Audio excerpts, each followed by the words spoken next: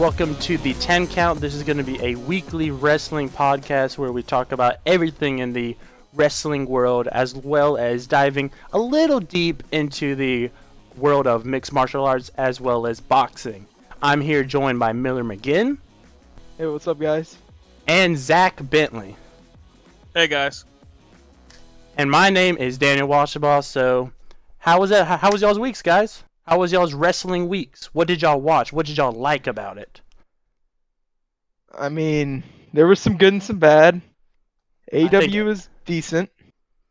Yeah, there's been Revolution's some ups and downs from AEW as well as WWE, especially with that, fantastic Super Showdown pay-per-view, which we will get into. It was great. Fantastic. It was great. I love that pay-per-view, man. Oh man, it was crazy. Being sarcastic, if you can't tell. Oh yeah, I mean, I think we all are. Do you remember that one spear? I remember like at least 3. Me too. But what about the jackhammer? Oh, Dude, that jackhammer was. hey, awesome. we don't want to give away any spoilers to All our. right, we'll get to into our it. We'll get into review. it. We'll get into But it. first, we got some news. So, as you know, Matt Hardy got his contract got ended with WWE. He posted a video saying he's now officially a free agent, and obviously all the rumors are going towards AEW. Is he going to AEW? And little did we know, he posted, I think the final maybe, free the delete from his YouTube. I think it's episode 10. He's had 10 of these, and at the very end, Matt and Nick Jackson showed up, and man, I don't know what to think about that. I think AEW is he's very bound for AEW, but I mean, Matt Jackson and Nick, that's 2 huge names that, I mean, what are they going to do? Are they going to team with Matt Hardy in the future? Maybe. I mean, I think everyone's expecting him to come and be the exalted one for the Dark Order. Absolutely. And I just feel like that's too on the nose for. I mean, they could do it in the future, but I feel like the way they should go right now is have him come into the company just as a fresh face, and then slowly build him into that role if they want to. I mean, even build someone else into that role. I mean, you don't necessarily have to throw him in that role, but it should be interesting to see. I mean, it's pretty much it seems like it's nearly guaranteed that he's going to show up in AEW within the next for 2 sure right weeks. now. Oh yeah. For sure. Yeah, so I don't know. When I saw the announcement for that finale that they had on Free the Delete, and you see the Jacksons get out of I think it was a black SUV they get out of, Mm-hmm. and you hear that faithful line. You hear the faithful line, "Bucks of youth, I knew you'd come." Absolutely, yeah. It was great. Once that hit, It I was was like, great. this reminds me of back in, I think it was 2017, whenever they had a really great ladder match at Ring of Honor. And then the very next night, the friggin' Hardys were on WrestleMania. I just thought it was absolutely crazy. So I would love to see the Young Bucks. I mean, Jeff Hardy, he's still got a little time on his contract. Maybe Matt Hardy with the Dark Order. Maybe him teaming up with like a guy like Lance Archer. But speaking of Lance Archer, so on last week's Dynamite, they said Lance Archer has arrived, and all they said was we'll talk more about him next week. So people thought that Lance Archer, he's gonna be, kind of debuting, but in fact he did not debut. They did not talk anything about Lance Archer. He was supposed to debut, but I guess creative differences, and they kind of switched it up a little bit. I'm not exactly sure, so I'm hoping. I mean, got a little spoilers for our AEW review, but maybe some with Jake the Snake Roberts. Maybe he's the exalted one. I mean, Maybe. It should be interesting. Should be interesting. They have been teasing heavily on their Twitter. I'm trying to remember. I think it was Thursday morning, like early morning, night after the Dynamite show, and I don't have the specific pulled up, but they mentioned something like a very obscure, like little black picture with some text, and I believe at the bottom it mentions something about there's a snake in the tree or something like that. Yeah. And after I want to the say Jake the Snake. Yeah, I mean, it could be that. I want to say Twitter. I want to say AEW did post something, maybe it was like a week ago, and they posted Lance Archer's theme part with a Dark Order kind of thing. So maybe he's Exalted One. I'm not sure. And I mean, we talk about AEW, but the last one I want to talk about is formerly known as Luke Harper, Brody Lee. Yes. We don't Yeah. know if he's officially signed yet. We don't. There's been a lot of rumors, but the one thing that I think really gave it away was for the past, it's been like what 12.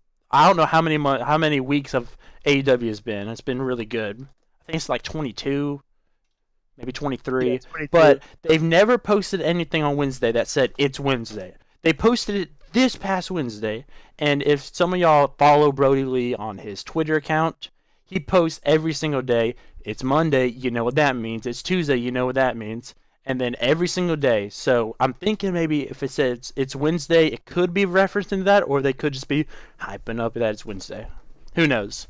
A lot of things that are going on with that. I don't know. I wake up on Wednesdays and say it's Wednesday because it's going to be a very good day. Yeah, with two great shows this week. Two good shows. I can't say either of them were really spectacular, but again, we'll get more into that. So, I think we just jump right in with Super Showdown. How y'all feeling with that? Oh, It was awful. Oh, It was oh! terrible. I could have sworn you said it was great earlier. No, I Coming can't. I back can't on it? sugarcoat it anymore. It was Okay, awful. well, let's start with the pre-show. For some reason, Saudi Arabia, like the OC, is never being booked strong on Raw, pay-per-views. But whenever they come to Saudi Arabia, they seem to win. They won the best in the world tag trophy at the last one, and Mhm. now they just beat the Viking Raiders, who I thought were pushed, but then not pushed, then pushed again, then not pushed, clean in the middle of the ring in 10 minutes. That was kind of weird to me. I was expecting the more from the Saudi Viking Arabians, Raiders. man, they love those. They love, I guess, Luke Gallows face paint or something. I'm not sure. Yeah. Not sure. But yeah, that was about it from the pre-show. Straight into the main show, we start with the gauntlet match for the prestigious, I mean, everyone wants to win, the two-week trophy. Oh, yes. Screw the Universal Championship, screw the WWE Championship. It's all about the two-week trophy. Now, the first entrant is R-Truth. I already know it's going to be great. Yes, versus Bobby Lashley. So, I think for what's it been? I mean, I guess the Bobby Lashley Rusev feud is kind of over.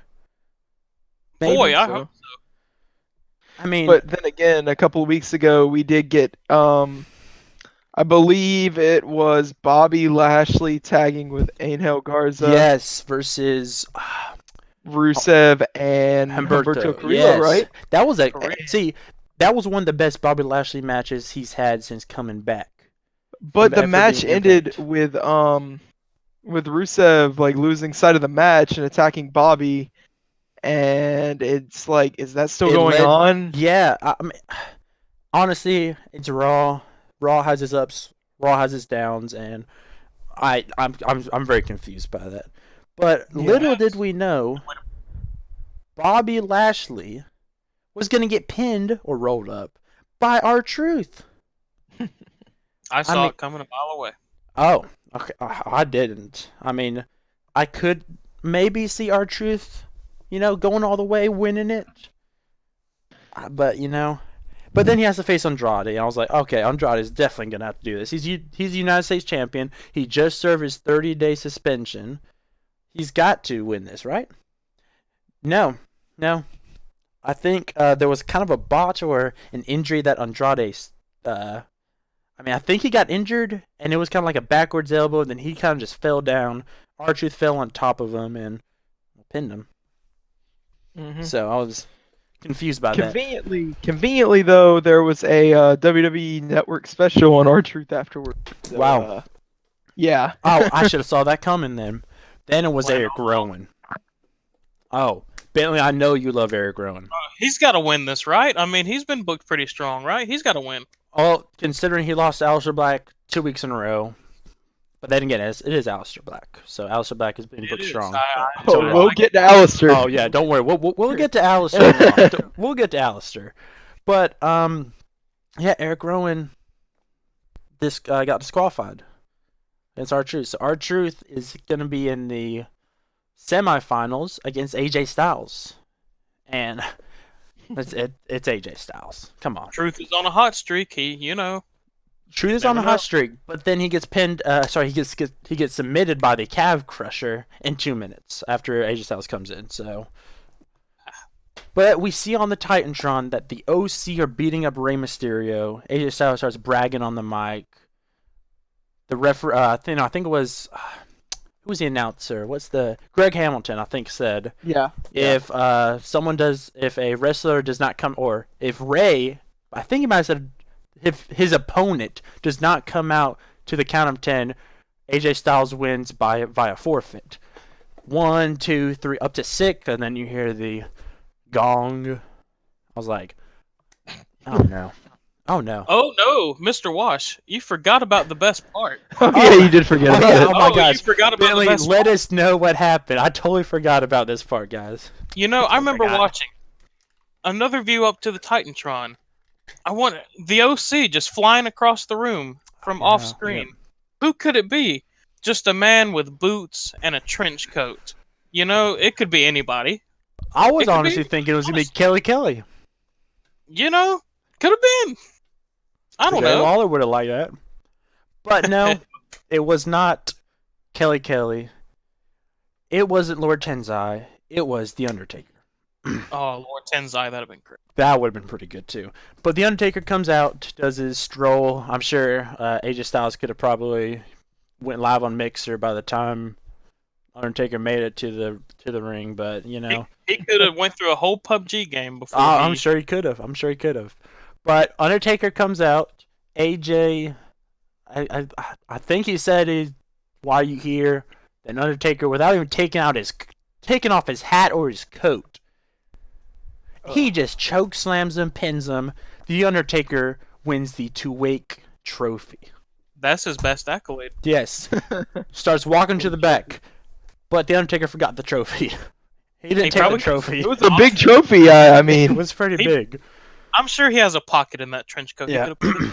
And then next was, I personally thought was the best match on the show, which was The Miz and John Morrison defeating the SmackDown Tag Team Champions, the New Day.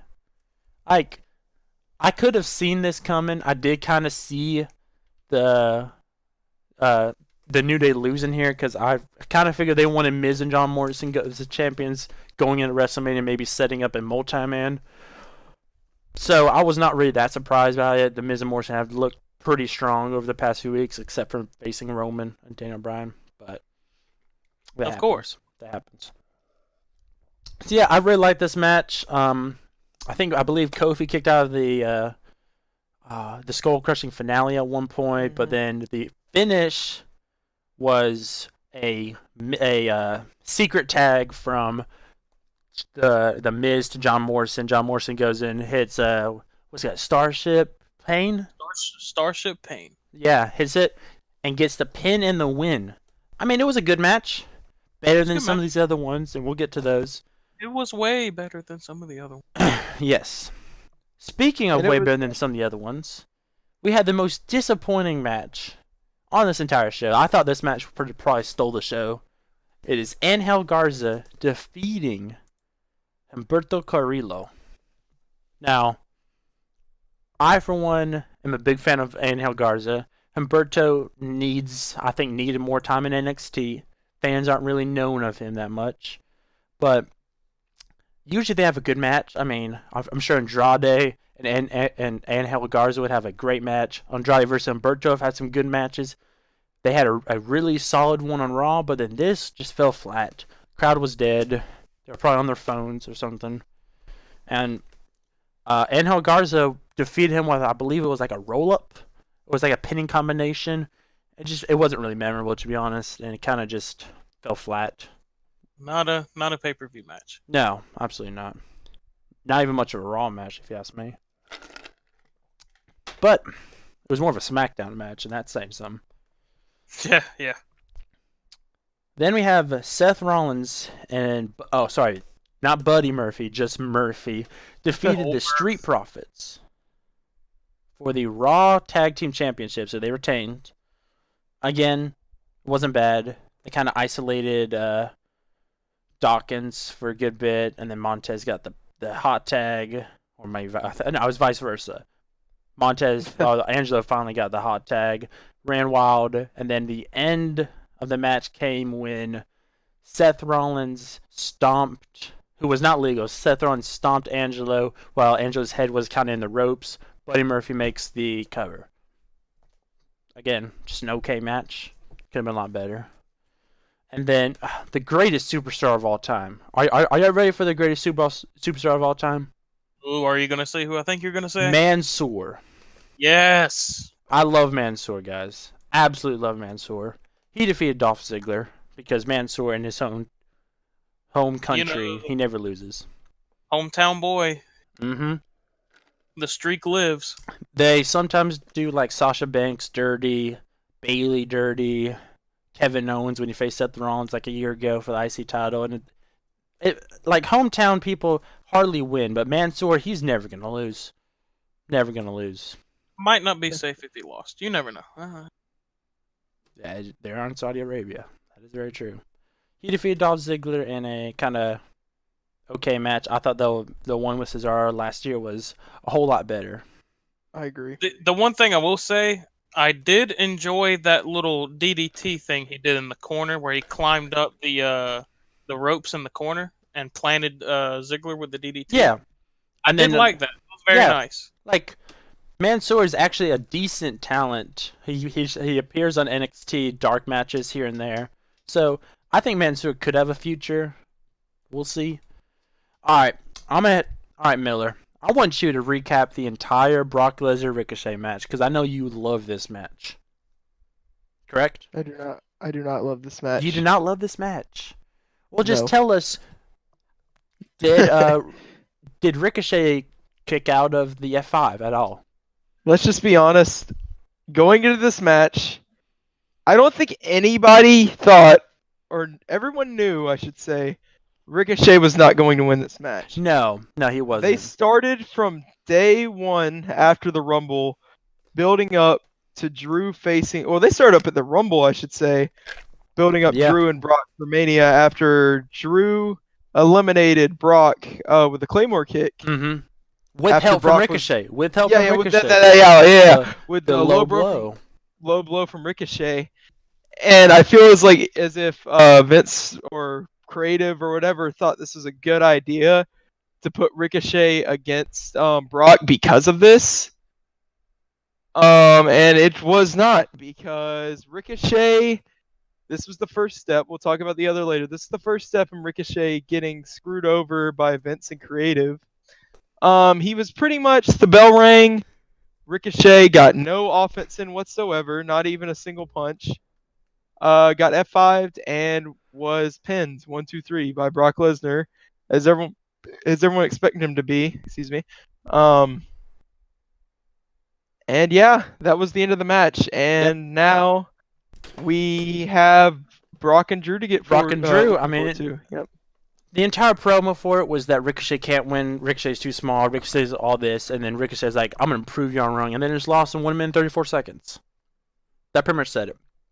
And then we had, I mean, golly, I'm so glad. I really hope this feud's done. Roman Reigns, King Corbin. How long has this been going on exactly, Wash? Because Okay, I know so they had it TLC, right? Was that they the had first the match big match? Well, they started really feuding right before Survivor Series because one was saying they're the captain, the other one's saying they use the captain, yada yada yada. And then it's just been going on. They had a match at Royal Rumble. They had a match at here. They've had matches all the time. They had the dog food match with the Usos and Rude and Ziggler. And I hate to say it, this match wasn't very good. I'm just going to say that first of all. But if Roman Reigns defeats the Universal Champion at WrestleMania, there's only one major heel on SmackDown right now that he could face. and that's Baron Corbin or King Corbin.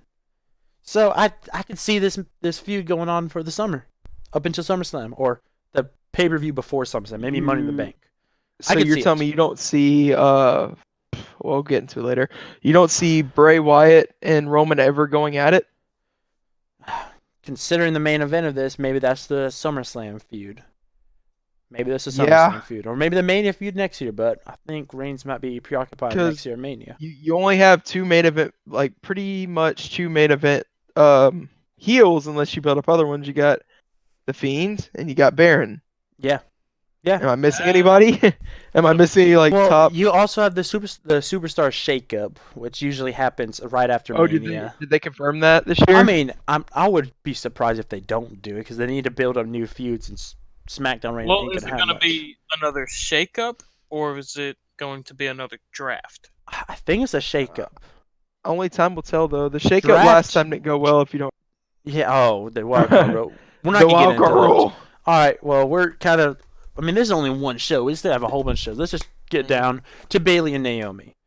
Now, Oh, yeah. this was a match. It was a match. It was a match. It had a very unique start to the finish, but then the finish was kind of dull. So Plenty they're of having a. botches. I mean, obviously, the women in Saudi Arabia have to wear the T-shirts because Saudi Nothing wrong with Arabia. it. No, We there's saw nothing this wrong with it. was it Natalia and Lacey Evans? Yes, and Tyler Do Lacey this? Evans at the last show, even though the show Yep. before that was supposed to be Alexa Bliss versus Natalia, but then the Saudi government decided, no, not going to do it. So they didn't do it. So this is the second ever um, women's match at Saudi Arabia. And Bailey defeated Naomi. There was a unique moment where Bailey stuck Naomi's leg inside of her big old T-shirt, and then Double X. while the ref was taking the foot out for some reason, she hits her with what was kind of looks like down on the knee, the old dirty deeds that Dean Ambrose had. Yep. The one which was Yes. like plant him face down and gets the pin. So she has that move, the Bailey to Bailey, the elbow drop. She's got a lot of moves in her arsenal that I guess will finish people off. So again, it was a match. Maybe they're gonna have this rematch at WrestleMania. Maybe they're not. All You right, don't know Goldberg yet. versus the Fiend. Where Yeah. do we begin with that? Does someone want to take this over? I can grab it. Okay, go right ahead. Go right ahead. So, they make their entrances. Goldberg, I think we were watching, and, his pyro looked kind of Oh, off. oh I, yes, I, oh yes. I don't know. There was just something off about it. The Fiend made his awe-inspiring entrance. I will love it forever. Oh, and Absolutely. this time also mentioning Goldberg. This time he wasn't badly concussed. It looked like he did not beat his head on the door like last time he was in this Well, position. I don't think it really matters for this one, but they're both in the ring. Blah blah blah. Bell rings. Um, they have a little face-off, 10 or 15 seconds. Yes. The Fiend takes his jacket off. What common courtesy, Goldberg? You let a man take his jacket off before you deliver a devastating spear to him. Hey, that spear was devastating, and it It was. almost pinned him. It was. But then we get a few more spears. Oh yeah. And then we get, oh man, I have watched the clip of Goldberg jackhammering Paul White, aka Big Show. Oh yeah, WCW. that was great. That was way It back was, in the day. but this jackhammer topped them all. Oh, did it? Oh, did It it? was great. It was just so bad that it was good. Yes, absolutely. But even a botched jackhammer can still pin someone that took 12 curb stops. That's how strong that move is. Mm-hmm. 1, 2, 3. We have a new Universal Champion, Bill Goldberg. Yes, we What's do. funny to me is how plenty of people are defending Goldberg because Bray Wyatt is a bigger dude. It's no secret. They're blaming it that he cannot pick up the Fiend. But I mean, is it going to be much easier to pick up Roman? Well, pretty- Wash, I believe you said this the other day. We saw Goldberg deliver a picture-perfect jackhammer to a Brock Lesnar. Yes. True. And Brock Lesnar and Bray Wyatt cannot. They're probably within the same ballpark in weight. Yes, Yes. I would potentially think so. Bray Even Wyatt Brock is even is a bigger guy than Bray Wyatt in height and probably width. Is Bray Wyatt a little chubbier? Bray Yeah. Wyatt is 285 pounds, while Brock Lesnar is currently About 265, 281. Oh, sorry. 281. Yeah, Yep. 286. 286 is what 286. Wikipedia says. But So then there's your again, yes. But I will say Brock Lesnar is probably a little more athletic than Bray Wyatt. He can Oh, probably there's no doubt. sell stuff better than Bray Wyatt. But still, I'm pretty sure at some point in time I have seen Bray Wyatt get suplexed, and I'm sure he's pulled it off. I'm sure he But has. this time I don't. I feel like it was a little bit of both. It was a mixture between an old man trying to jackhammer a almost 300-pound dude, and a guy that might not have sold it properly. No. Yeah, he did not sell that properly. And that was the end of Super Showdown. So thumbs up, thumbs down. I will give that a solid Thumbs big down. red thumbs down. That was not a very that was bad. It was bad. It was one of the worst Saudi shows. That might have been one of the worst pay-per-views I've seen. In the past few years. Yes, absolutely. Yes. Like that. All the Saudi shows have never been But that great. if we get one big takeaway to take from it, we have a 53-year-old champion in WWE. Yes. But now we're wondering who's he gonna face. Well, SmackDown the very next night tells us who he's gonna face. Goldberg comes out as the new Universal Champion. There's a lot of boos. There's a lot of boos. There's some cheers. A lot of boos. I mean, I'm not surprised. The Fiend was very over with a lot of character. With Yeah, with a lot of WWE backlash. universe. A lot of backlash. There was tons of backlash. Even Bray Wyatt thought that he was getting buried on Twitter, but we won't get into that. He says in his promo, it's not who was last, but who's next. And who's next? Y'all have any predictions of who's next? My prediction for this one is possibly someone of a, kind of like maybe like a large canine. That is correct. Junkyard Dog came out. No, of course it's not Junkyard Dog. It's Roman Reigns. Who else? I mean, just who else? Roman Reigns. Well, this was known for a Yes. for the past couple of days before the event. Well, it flip-flopped a little bit. It was kind of... Yeah. It was supposed to be Fiend versus Roman. Now they made it to Goldberg versus Roman. Fiend versus you'll see. But obviously Roman Reigns comes out and there's some cheers. I'm surprised by that, but there's some boos. Some people in the crowd chanting, "You both suck." Roman legit just says, "I'm next." End Great of segment. Excellent promo. Yeah, you get Yes. used to that with Roman, especially Oh, now he yes. does stuff like that. I mean, don't you never love forget where he beat Taker at 33 next Raw after just a chorus of boos filled that It's arena. my yard now. Yep, that's a Roman Yep, Reigns. and that was a Roman promo, and since Absolutely. that's what we're accustomed to. We come back from commercial and Bailey is in the ring when we get back, and it's a rematch between her and Naomi, but not for the title. Of course Not for the title. But like while the match starts, Bailey grabs the mic, introduces the future Grammy-winning nominee or whatever it is, Sasha Banks. She's back. Apparently, she was recording an album. Yeah, I guess know. so. yeah. I thought she was Yeah. just injured, but No, that Whatever. was the thing, is she was recording an album. Okay. Then, so a few moves later, Naomi hits the rear view. We're thinking, oh, this has got to be it. Sasha runs in to cause the DQ. Lacey Evans, who's had stuff with Sasha and Bailey, obviously.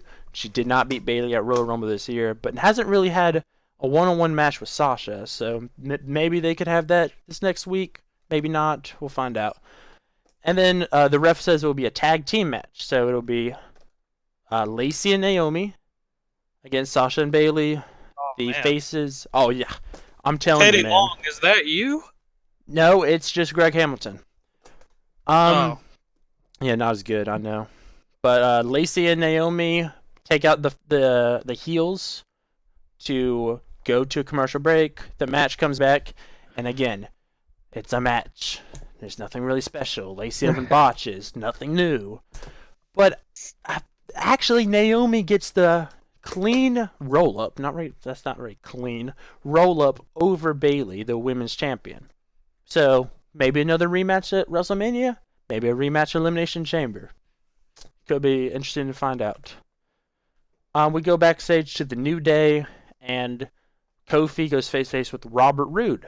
That match is next. And considering it's just Kofi Kingston versus Robert Roode, a nothing really match, it was pretty good. It was pretty solid.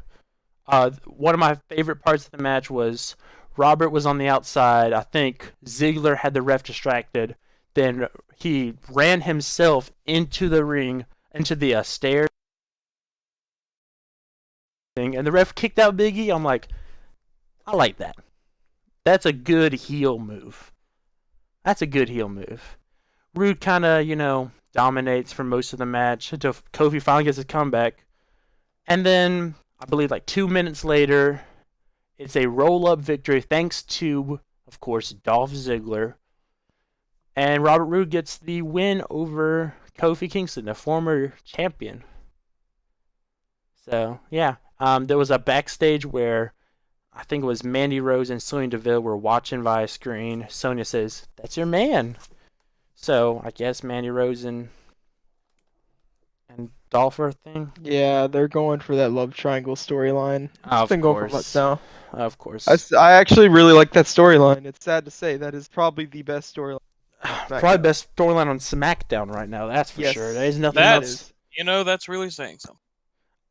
Then is the IC, the Intercontinental contract signings next, which is going to be Braun versus Shinsuke Nakamura at Elimination Chamber. So, Sami Zayn's doing his old heel stuff, saying we got to read the contract. Braun just takes it, says, "I don't care who I'm facing. I'm probably going to be facing all three Elimination Chamber." So, beautiful. Yeah, I know. I know how to do a good Braun Strowman. Very good. Yeah, thank you. So he signs it, and then Sammy's like, "Oh, so you're saying you want it to be us three?" He said, "Don't twist my words." Well, you said it, Braun. You said it. I'm probably gonna be facing y'all three. So, they're gonna be facing y'all. So it's gonna be Braun versus Sammy, Shinsuke, and Cesaro in a 1-on-3 handicap match for the IC title at Elimination Chamber. So, let me get this straight. So just say Braun loses. I don't think he is, but just say Braun loses. Mm-hmm. So whoever pins Braun, are they the IC champion? I think so, because the last time I can remember something like that was Chris Jericho and Kevin Owens on an episode of Raw in a 2-on-1 handicap match versus Roman Reigns for the IC title. And Chris Jericho pinned Roman Reigns. And Chris Jericho was the champion. Yeah, became the champion. So, I mean, could we see Cesaro? Could we see Sami Zayn? Yeah. Could we see Shinsuke? Yeah, probably not. It's going to be Braun. I mean, it's going to be Braun. Then it's Daniel Bryan versus Curtis Axel. So over the past few weeks, Drew Gulak has been on commentary, trying to get into the head and kind of critique Daniel Bryan's moveset, saying he's got a lot of holes in his game. And this was just another one. Curtis Axel actually wasn't bad during this. He was actually dominated for a good bit, and Daniel Bryan made his comeback. I believe made him tap out with the yes lock. I guess that's what he calls this, the STF. But yeah, The yes lock was the whole thing. And so it could be Drew Gulak versus Daniel Bryan Elimination Chamber. Should be as a in-ring wise would be great, but they haven't really been pushing Drew Gulak enough for it to be a meaningful match. Yeah, I mean, they really hadn't even confronted each other. No. Just from commentary. Yeah. So Miz and Morrison come out, they do a promo, just bragging about how they won the titles. And then Greg Hamilton's been on fire, says that Elimination Chamber, at Elimination Chamber, the Miz and Morrison will defend their titles against the Usos, against Lucha House Party, against the New Day, against Heavy Machinery, against Rude and Ziggler. in a Elimination Chamber tag team match. Now, there was only been one other one, which was in 2015, and it wasn't very good. It wasn't very good, and I think with Morrison in here, Kofi in there, you and the Lucha House Party, you could see some really cool spots. So I'm actually kind of excited for this. Could be a good match. Yeah, Mm-hmm. and then after that, the Usos versus Miz and Morrison was a match, just like a lot of SmackDown matches. It was a match that happened, and it The was bell okay. did ring. And surprisingly, the Usos won. I was really surprised by that, but that's how it goes. Now it's the main segment, which is John Cena making his return. Talks up to the crowd, saying I was raised here in Boston, and how he wants to come back, but he's proud of what the future will hold. So he says WrestleMania will go on without him. Crowd starts chanting, "No, no, boo! We don't want this." And I thought it was actually true. Cena was leaving. Lights go out. And I'm like, oh, it's the Fiend. It's the Fiend. So Fiend appears behind him on the stage, and in non-Fiend way, he points at the WrestleMania sign. No, he doesn't go for the mandible claw like he does with everyone else. He He just just points. points to WrestleMania Just sign. points. And then John Cena tips his head and does the "You can't see me." And then SmackDown's off the air. What did y'all think I of think- SmackDown? I think that segment probably could have been a little better if it would have yeah. just been Bray Wyatt on the screen in the funhouse. Yes. I think that Challenging would have John- really made it more interesting. Oh, we'll get there. Yeah, we'll get there in SmackDown. Alright, I'm just gonna go for a quick Saturday shows. We had 3 really good Saturday shows. We had Ring of Honor. Well, sorry, we have 2, and then we have one on Sunday. Wait. No, they were all on Saturday. Weren't they? Okay, sorry. There was one on Friday, and there was And one on two Saturday. The one on Friday had a 3-way match between Marty Skrull, Bandito, and Slex, with Marty Skrull winning. It wasn't for a title or anything because none of them hold the titles. Then we had a 4-way tag team match, which had Don Castle and Joe Hendry defeat Lifeblood, who is Mark Haskins and Tracy Williams, versus Bateman and Vincent versus Brian Johnson and PJ Black. It was actually a pretty solid match. A lot of good high-flying moves, obviously with PJ Black in there and Mark Haskins. Just kind of what you expect. There was a singles match between Nicole Savoy defeated Angela Love. Oh, it wasn't very good. I hate to say it. A tag team match, which had the Villain Enterprises, Brody King and Flip Gordon, defeat Kenny King and Roosh by disqualification.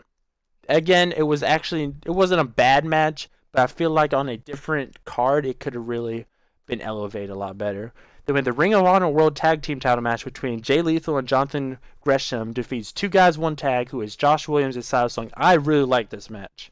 Jay Lethal has always been one of my favorite in Ring of Honor for the past, it's been 10 years, probably 5-6 years. He just always brings it every single show, and I really like that. We had a singles match which had Alex Shelley defeat Ray Horace.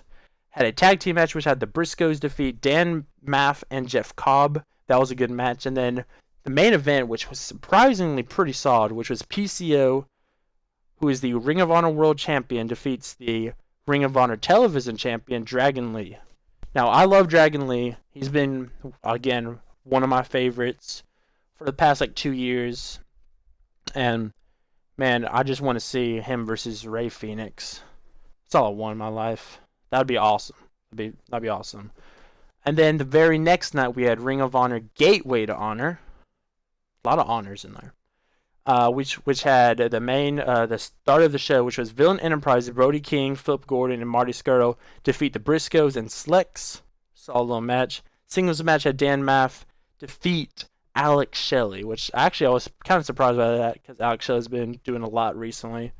Had a tag team match which had the Righteous defeat 2 guys, 1 tag. Then we had a singles match which had Angelina Love defeat Session Martina. Okay, some of these Ring of Honor names are kind of weird. Four-way match, which had Dalton Castle defeat Jeff Cobb, Kenny King, and Tracy Williams.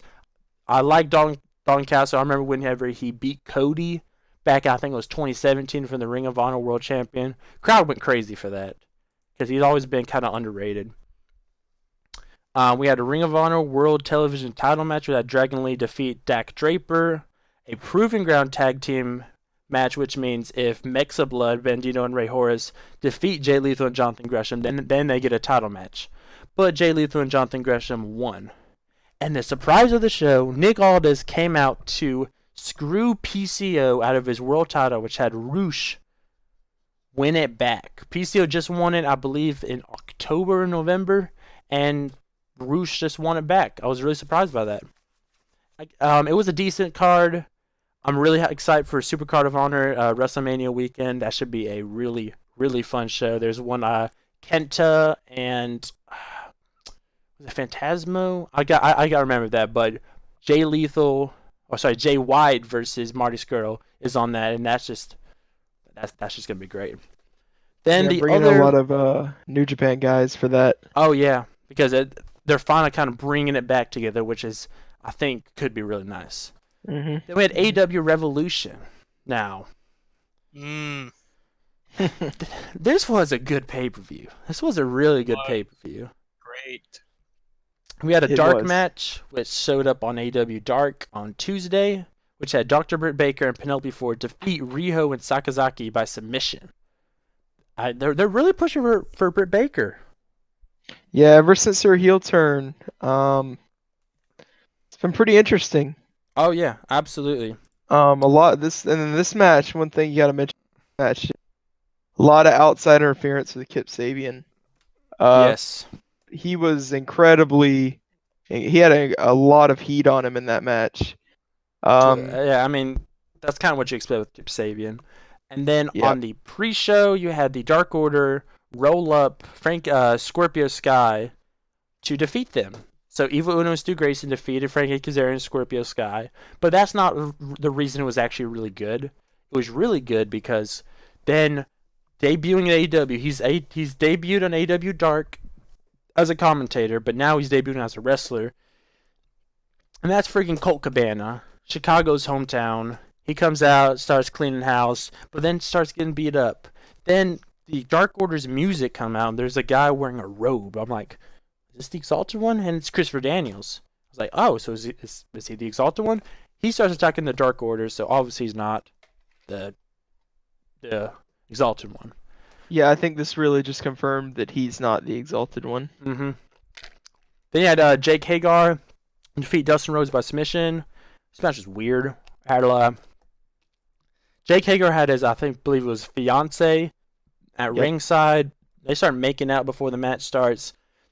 Like, Dustin got him some too. Oh yeah, but like it was an okay match. A very very slow. It was a very slow, just kind of a brawl kind of match. The only real parts of the match that really meant anything was again Dustin Rhodes just freaking making out with Hagar's wife. I'm pretty sure I said before that match, I was like, "There's no way Dustin doesn't kiss this chick." I think you might. Yeah, he was channeling. He was channeling the inner gold dust. Yeah, the gold dust. Being weird. Roots. Very weird. Yeah, smearing the red paint all over her face. And Jake Hagar, who's obviously a submission specialist because he's in Bellator, made him pass out due to a arm triangle. Okay, it's what needed to happen. Jake Hagar deserved that because looking like it's looking like we're gonna see more of this in the future. Yeah, we definitely will. Next match. Yeah. Oh boy, the next match. This was a 5-minute match, but it wasn't really about the match. It was about what happened before that. It was Darby Allin and Sammy Guevara. So before that, they started brawling before the rings, before the bell even rung, and they're just brawling. They're tossing each other around. At one point, Sammy tosses Darby's skateboard, hit him in the face. But then the whole brawl ended after Guevara does a 630 onto Darby Allin, who's laying on a table. Great. Sammy Guevara gets in the ring, Darby Allin gets in the ring, and again, they just have a really, really fun match. A lot of high-flying moves. I believe that at one point there was a what move am I thinking of? That's that flipping move where they're both on the Spanish fly. Spanish fly. I thought you were talking about that really scary looking Tope Suicida by Darby. It Oh looks like he went yeah, head first in the barricade. It did not look good. Darby's got balls of steel. That's all I'm gonna say with He that. I is. feel like He the way does. Darby dives out of the ring, he uses the bottom section of the rope instead of the top section of the rope, like where Mhm. most people jump out. He jumps out of the bottom, and I feel like that doesn't really help him out any. No, no, it definitely does not. It definitely does not. And the finish came when Darby Allin hit Sammy Guevara with the coffin drop. Really, Love that. really fun match. I love that move.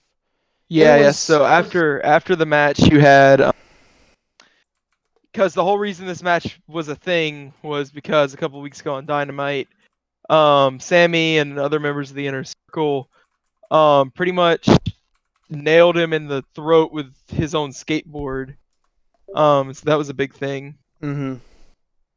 Um, and it looked like Darby was gonna do it to Sammy, but Jake Hagar, who just had the match, came out and ended up saving him. Yep. So And then we kind of got more of that the very next Dynamite, which we'll get into. Then we had Kenny Omega and Adam Page defeat the Young Bucks.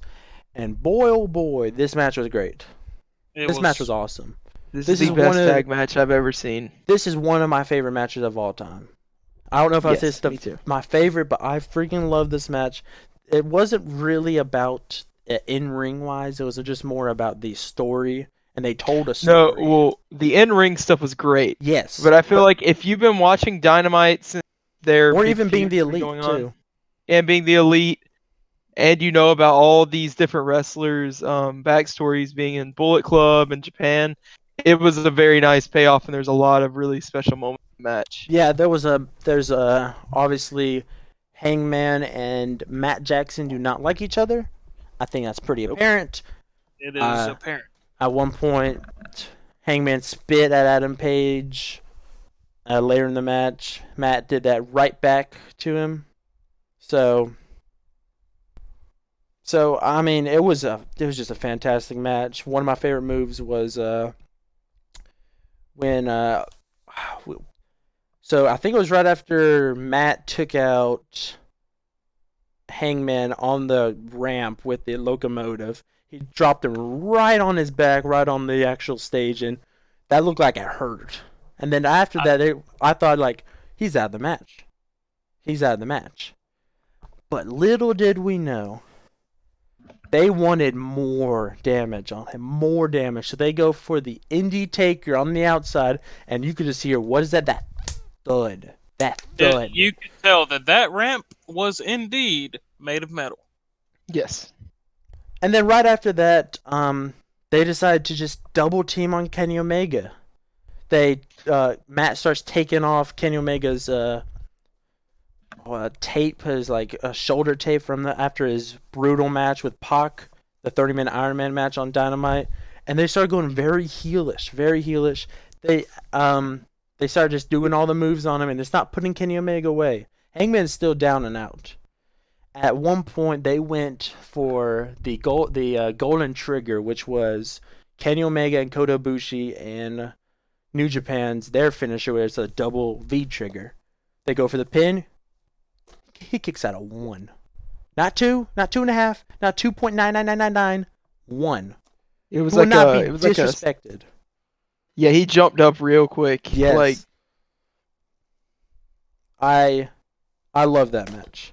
I did too. Absolutely love that match. The finish came whenever they start taking out Kenny Omega after quite a few super kicks. They're going for the Meltzer driver. Matt's got Kenny in the ring. Yeah, Matt's got Kenny in the ring. yeah, Matt had they had Kenny hoisted up for it. And, Yeah. Matt Jackson was on the outside of the rope, or no, Nick Matt, was Nick was on the outside of the rope. He was about to hit it. Hangman pulled him down. I think that's when he hit him in the table, correct? Yeah, that's when he He powerbombed him in the table. They got in the ring and tried the V trigger buckshot lariat combo. But he kicks out. Yeah. Matt kicked out. Hangman then took it into his own hands and was able to hit the buckshot lariat to get the No, win. hold on. Now you're Oh, missing something. God. You're missing something. What am I missing? You have to remember before all this happened. So right after the V shot lariat, so whatever it's called. Feature Then lariat. Kenny was going for the top rope one wing angel, but his shoulder gave out because they were attacking that shoulder. Oh yeah, that's right. And that's then right. Hangman put the one wing angel for himself. The crowd went insane for it. But then Nick jumped in, broke it up. Hangman was not having it. He said, "You know what? I'm gonna do it with my own finisher." So first he tosses Nick out to the stage, does a buckshot lariat on him, and then a buckshot lariat to Matt in the ring. 1, 2, 3. They get the pin. Great match. Great match. You know, at that point in the match, I feel like, if Matt Jackson would have kicked out, I would have been like, oh, well, that that's didn't a shock bit me. much. That's a bit much. Yeah. There was a lot of kickouts in that match. Oh, for sure. Finishers and signatures and. There was one part where during the match where Hangman went for Marty Skrull's what's it called? Chicken wing. Chicken wing, yeah, chicken wing. I was like, chicken wing submission. Oh, I was like, And he did the little like dance that Yep. So I'm thinking and he like yelled chicken wing. he much might just like Marty bring. Skrull. Yeah, he's just paying homage to one of his best friends. Yes. Next we had, I feel bad for this match. It wasn't good. Nyla Rose defeated Chris Statlander. It's really hard to come off that match that we just had before, and they got put in the death spot. And not gonna lie, during this match, there was a lot of death that could have happened. I want to say there was a brainbuster that Nyla Rose had on Chris Statlander, but she slipped, or vice versa, and it looked like if they would have landed just 1 second before, someone's neck would have been broken. There's no doubt in my mind about that. Another match. Oh, actually, how the match ended was a was it like a beast bomb? Yeah, I think that's what she calls it, a beast bomb for the top rope. But she had her feet outside. Whenever you're doing a power bomb, you need to come down with her. So she got 1 foot around, the other foot barely made it over. She looked like she was about to fall. Hits it though, and defeats Chris Statlander clean. Kind of surprised by that. Mm-hmm. Not a very good match though. Nope. MJF defeated Cody. This was okay. This is good, but I was expecting a little more. MJF bladed. Very clear bladed. He got hit with a disaster kick during the match, and I mean, he came up just covered in blood. I'm like, come on. But it did kind of lead towards the match. MJF was being very heelish, stomping on Cody's broken toe that he suffered whenever he faced Wardlow in that steel cage match in Atlanta. Biting it too. Biting the toe, yeah, absolutely. There was a moment when Cody hit Arn. Actually, during it, Brandy threw water, maybe it was beer, on top of Wardlow. Yeah, it was beer. Okay, so it was beer. And then later in the match, I think Wardlow was distracted. Brandy tried to jump onto Wardlow. He caught her, put her up like he was about to do his finisher on her. Arn was there saying, no, don't you do it. He puts Brandy down. In comes Cody trying to do a big boot to Wardlow, but he kicks Arn. So I was like, interesting. Right. Not much really happened with that, I guess. And at the end of the match, Cody was finally getting his comeback. MJF was down. He was grabbing up, pretty much crying, saying because he got whipped by Cody's belt. So he couldn't take 2 whips, but Cody took 10. That just shows you like how much of a man Cody is. And MJF was just crying after just 2. Just 2. A very big belt Cody has, though. That's a big old belt. Brings it up. He starts coming up, and then what does MJF do? He friggin' spat a fat loogie right in Cody's face. And Cody was not having that. He hit him with not 1, but 2 crossroads. It was going for the 3rd. MJF counters, pulls out the ring. Actually, I think he had the ring already. Punched Cody with the ring, put the ring back in his what do they call it? Like Speedo. Yeah, his It's whatever. tights. Tights. Yeah, thank you. I was drawing a blank, and then pinned him. The old Yeah, WMD. yeah. You got to remember though, Cody hit. I don't know if you mentioned it. Cody hit 2 crossroads. Yeah, Yeah. and then he was And going for the third. He got too greedy. He probably could have pinned him with just one crossroads, if we're being honest. But he I'm gonna didn't. be He got- honest. When we were sitting there watching, when he hit that second crossroads, I was like, I think Cody's winning this match. And then He went for the MJF third. countered, which was kind of a shock. I figured after 2 crossroads he'd have been dead. Yes, He wasn't. obviously not. And then we had Pac defeating Orange Cassidy, which was a very, very fun match. Orange this match- Cassidy he's great. He's awesome. He's a comedy wrestler, but this match really showed that he's more than comedy wrestler. He starts the match by trying to put his hands in his pockets like he normally does, but Pac stops him. They start like chain wrestling, and then somehow Orange Cassidy flips Pac over, and Pac looks like really surprised, like, oh gosh, he's actually gonna try, isn't he? And then he puts his hands in his pockets, does his shin kicks of doom, 1, 2. Pac starts doing it back to him, and then after that, Pac just pushes him over. Pac starts running against the ropes, and Orange Cassidy's just countering everything. Just countering everything. At this point in time, if you thought the Hangman Omega versus the Bucks match was loud, oh boy! Oh, yes, the crowd was electric for this. They love Orange Cassidy. Yeah, Orange Cassidy fans love him, man. It's crazy. He then got beat up for the next 5-10 minutes, and then he started making his comeback, doing a few DDTs, jumping DDTs, and then he's just flat there on the ring. Pac is going for the Black Arrow, and then you just see Orange Cassidy start rolling to the other side and rolls out of the ring. And Pac throws him back in, going for it again. Orange Cassidy rolls the other way. And then he walks over there. Orange Cassidy starts rolling the other way. Pac stops him. And then you just see like Orange Cassidy do like a weird looking grin at him. It was a really big smile. Yeah. And then he tries to start rolling away. And Pac was like, yeah, okay, good. Starts walking away. Orange Cassidy does a kip up and does a tope suicida through the ropes and hits Pac. I was like, oh my gosh, Orange Cassidy's going to win this. Starts hitting, I think he hit the Superman punch after this? Was it the Slumdog Millionaire or was that earlier? Yeah, I think it was a Slumdog Millionaire. He had a Superman punch sometime in the match. And it was epic. It was an epic looking Superman punch. Yes, it was. Roman Reigns, eat your heart out. And then he just starts taking over. I was like, he's going to win this. Well, he doesn't win it. I hate to say he doesn't win it. He got very close to count. I think he hit, I think it was a Slumdog Millionaire, and then Pac rolls out of the ring.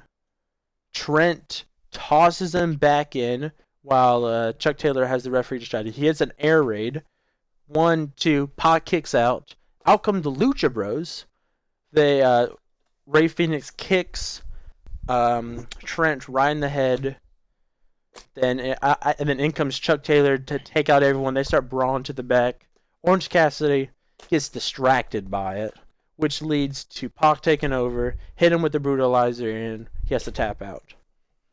Again, really, really good match. Orange Cassidy shows that he can actually go in the ring. Really go in the ring. And I really like that match. Yeah, big sleeper hit of the whole pay-per-view. Yeah, absolutely. And I think great. Speaking of 15 minutes of sleeper, we had the John Moxley Chris Jericho, because the first 15 minutes, not much really happened. It was just kind of basic stuff. John Moxley got busted up. He got a really deep cut above his eye. Jericho was just kind of taking him out. There was some cool moments because on the Road to Revolution, it saw John Moxley training with UFC legend Randy Couture and showing him how to get out of the walls of Jericho and this stuff.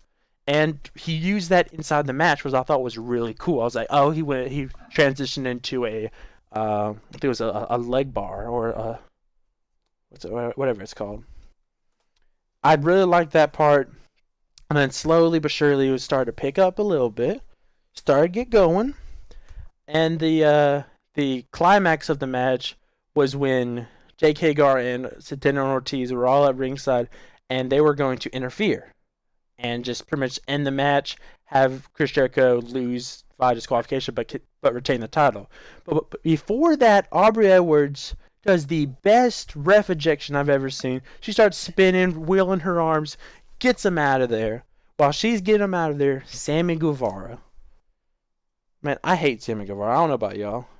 He just has Yes, such a punchable face. kayfabe Sammy Guevara is like such a d bag, He but has such a he punchable he face. seems like outside of it, he seems like a pretty chill dude. If you watch any of his vlogs, he's actually His pretty hair is he's just punchable. But he comes in with the AEW title belt and just clocks Moxley right on the forehead. Jericho's crawling over to make a pin. 1, 2, kick out. It's not over yet. So Jericho's thinking to himself, what can I do to defeat this guy? Like, I'm going to hit the juice effect, but to do that, I'm going to take out his one good eye. So he starts raggling on the eye. Moxley can't see. He has 2 bad eyes. He starts swinging around. Doesn't hit Jericho. Jericho just slapping him, punching him, making fun of him. And then he's lined up for the juice effect. Moxley ducks under it, hits him with a paradigm shift. Little did we know, he then pulls up the eye patch. There's dripping blood. I was like, oh gosh, his eye's about to be bloody. But no, he can see. It's been a ruse the whole time. And then he kicks Jericho in the stomach, hits him with a elevator paradigm shift, kind of like a Death Rider, pins him. 1, 2, 3. Moxley is your new AEW World Champion. Now, the match itself was just okay, but the moment was great. I love it. Honestly, he deserves it. He's really changed everything about wrestling. Just 1 year ago, he was losing to EC3 on Raw. Yeah, what a year! What a year so For far. real. So that was Revolution. It's gonna be hard to top that pay-per-view this year. Really gonna be hard because that's one of the best matches of all time. In the tag match. Yeah. Oh yeah, and the tag match. What's next on the agenda was in fact Raw. Good old Raw. There's some bad stuff on Raw. There's some good stuff on Raw. Usually it's been the good actually sometimes outweighs the bad. Not for this show. What was bad was really bad. What was good was really good. So it was a mixed show. So Brock opens the show. Paul talks about how the Royal Rumble was a fluke. And how that it didn't really mean much. It didn't really mean much that Drew McIntyre just eliminated him. I mean, he can't prove that he can submit Brock. He can't prove that he can pin Brock. It just showed how Drew can make good on an opportunity. At WrestleMania, he will squash Drew. He said that, squash Drew. So then Drew comes out, they go face to face, and Drew hits him with a Claymore. And it really rattles him. Like, more than I honestly expected. It really rattled Brock. And Drew left. Brock is in the ring for a good 2 minutes, just struggling to get up, struggling to walk back. Then out of nowhere, while on the stage, Drew claymores him again. But he also hits him one more time. That's a total of 3 claymores. That could be how many it takes at WrestleMania. Crowd loves it. I thought it was a good segment. It shows Drew as a really good face that's going into WrestleMania. So yeah, I like that. Now, Street Profits. This is a now or never match for the Raw Tag Team Championships against the Murphy and Seth Rollins, the Monday Night Messiah. Now, I honestly thought that Buddy and Seth Rollins were going to retain. because I thought like, okay, they're just not gonna go back to Raw. They're just gonna be drafted to SmackDown. Simple as that. Now, Street Profits had a really, really fun match.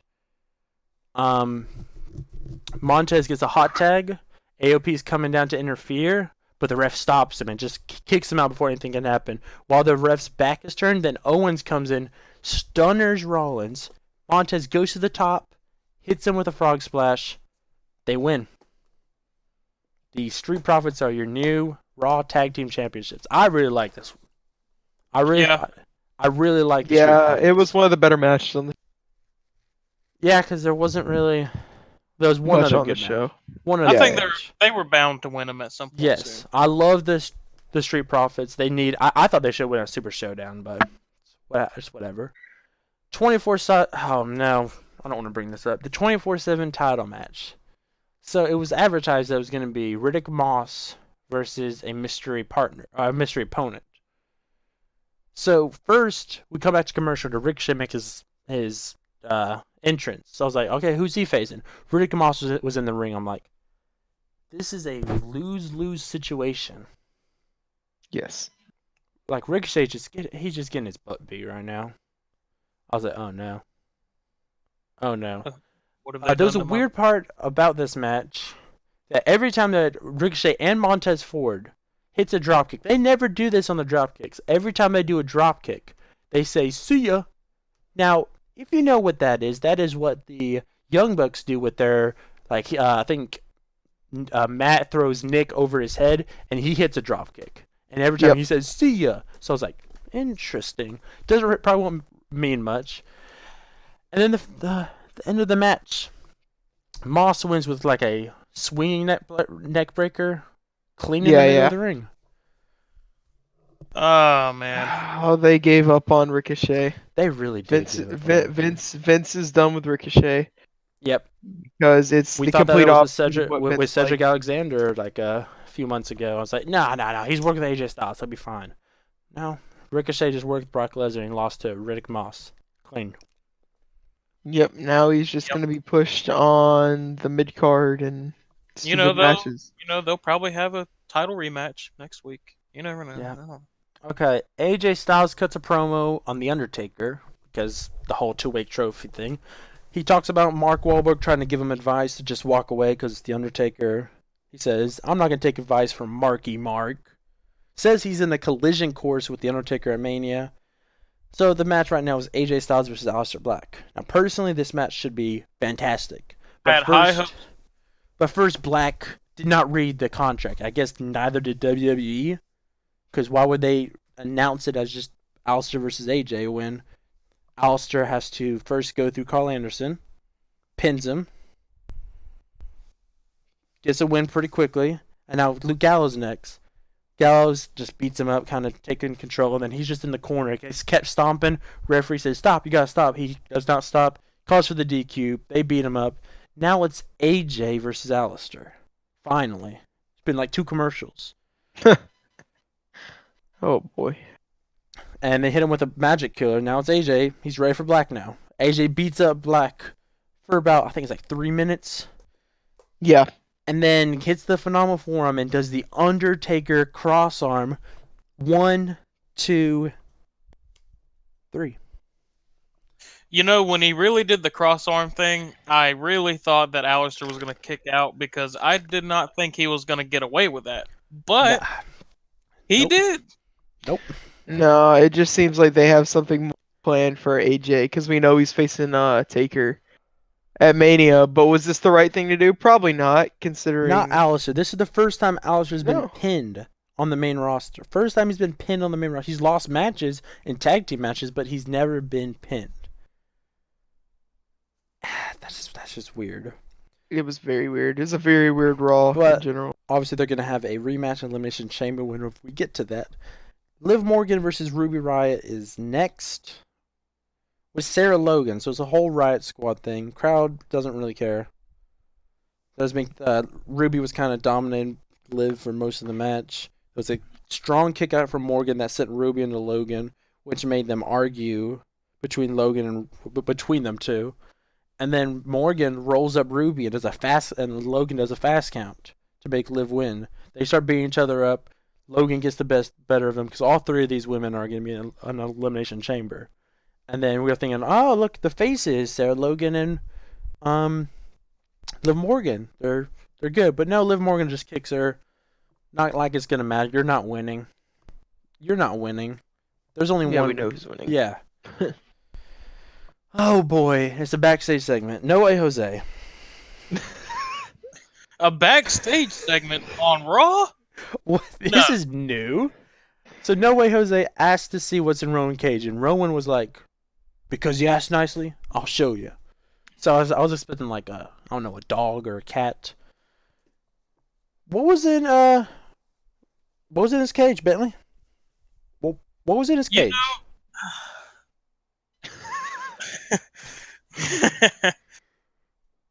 The thing that was in Rowan's cage that we have seen from its point of view one time was a big spider. And you may be asking, oh, this spider must have been real. No, it wasn't. It was a mechanical spider. I'm pretty sure I could see wheels on the bottom of it. There might have been wheels. It looked like he was just like grabbing it and just like making it move. But, it was one of those little Halloween props. You know, it looks kind of realistic, but it's not. Yep. Yeah, this looked like it was straight out of the Spirit Halloween store. I swear. They just had it in the prop room sitting there. Might have been. So, yeah. All that was months, weeks, years, centuries for that. So, yep. They announced that it was going to be Shayna and Asuka like a few days before. But now it's Shayna versus Kairi Sane. And usually they have great matches. They've had great matches on NXT, Revolution. But this match was just long. Kind of boring. Crowd chanting for Ronda Rousey once. Just no one really cares about it. Yeah, that shows you something. Becky actually comes out right before commercial. I was like, oh, she can attack me, lead to a DQ. She just goes on commentary.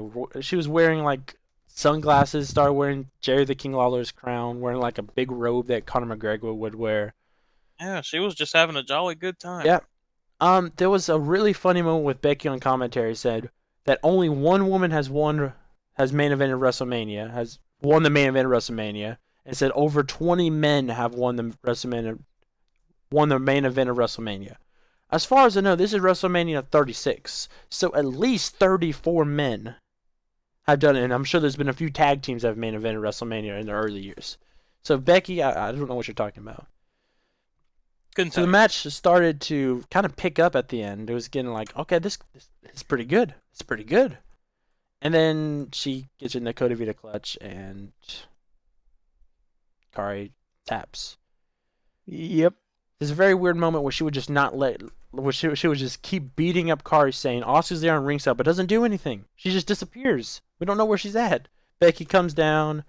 They have a little stare off. I mean, I think it's pretty apparent. Yeah, we got that really weird line from Becky where she's like, I don't have my wrestling boots, but I'll fight you. I'm like, yeah. Like, what the fuck? Like, oh my god. That wasn't very good. And then we had I thought this was the best match of the night was Angel Garza and Andrade versus Rey Mysterio and Humberto Carrillo. So it was a really good match. Lots of high luchador stuff, high flying, good spots. And then it went commercial. I was like, oh my gosh, just let us have a freaking match for once. Yeah. So Humberto, before the break, had control of Andrade. It was just taking over. We come back, and he doesn't have control anymore. Andrade does, so we don't know how that happened. They don't show like during commercial kind of thing. But a few minutes later, Humberto finally gets the hot tag to Rey. He starts going off on Andrade. He tags back to Humberto. And I was like, okay, is this going to be the finish? He misses a dive onto Andrade. We go to another commercial break. This match could have been so much better if it wasn't for these commercial breaks. Yes.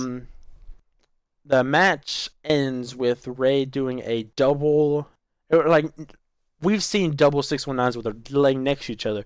This 619 was, they were like, the first one was on the ropes, the other one was laying on his back. So it was like a double 619. What? They're pretty much on top of each other. Yeah, they're also on top of each other. Double 619, and then a moonsault from Humberto gets a clean win over Andrade. Crowd was actually pretty hyped for it. I was like, finally. 4 really good talents. They're Yeah, all very, honestly. very good Well, talents. Ray's gonna be he'll be retired pretty soon. Maybe. He can I still. mean, he can still go. I mean, And then this leads to Andrade versus Humberto Carrillo at Elimination Chamber. yes. So the main event segment is Beth Phoenix addresses Edge's injury. Beth comes out, but before she can talk, Randy Orton comes out because of course he does. Randy tries to hug and shake her hand, but she doesn't call it and calls him a son of a bitch. Because, that's what Randy Orton is. Randy Orton tells a very emotional story about his father, how him and his father went to a St. Louis show, which is where he's from, and he went to a WWE show, and Cowboy Bob Orton was like a famous wrestler, like he was one of the best heels of all time, and the only person that would come and talk to Randy was Edge, and saying and because he was trying to get Randy into the business, and Edge told him like maybe one day we'll face off against each other. Little did we know, a few years later there'd be one of the great feuds, and one of the great tag teams too. And Edge became helping him in the wrestling business, and as well as life. Like every time he was down, Edge would be there. So we're like, well then why in the world would Randy like do this to Edge? Randy is saying because he saved Edge, because if Edge was coming back to wrestle full time, he would have got permanently damaged by him or someone else. So he hurt him temporarily, but really could have hurt him permanently, to spend time with his family and realize wrestling's not for you. And Randy actually blames Beth Phoenix for enabling him to start wrestling and didn't try to stop him. He says he loves Edge and he loves Edge's kids. Talks about Edge's kids a lot. He said, I love Edge and I love your Edge's kids more than you ever would. She slaps Randy. Randy tosses down the mic. I was like, oh, here comes an RKO. And then I want to say Randy stare says, down. Yeah, stare down for a little bit. Randy says, you bitch. And right then, she kicks Randy in the stomach. He no-sells it, because it's Randy Orton, and RKOs her. The crowd was shocked. Meanwhile, meanwhile the fans were chanting KO. So yeah, okay. Some of the fans were shocked. Some of the fans were like, "This was definitely happening." I would say anybody and their mother could smell an RKO. I was kind of hoping for a punch, especially when the stare down happened. It was pretty obvious. You're just waiting on it. So the medics refs come out. Heck, even Natalia comes out. R-Truth is out there. Kurt Hawkins and Zack Ryder, because I guess they're all friends with Edge and stuff. That kind of makes sense.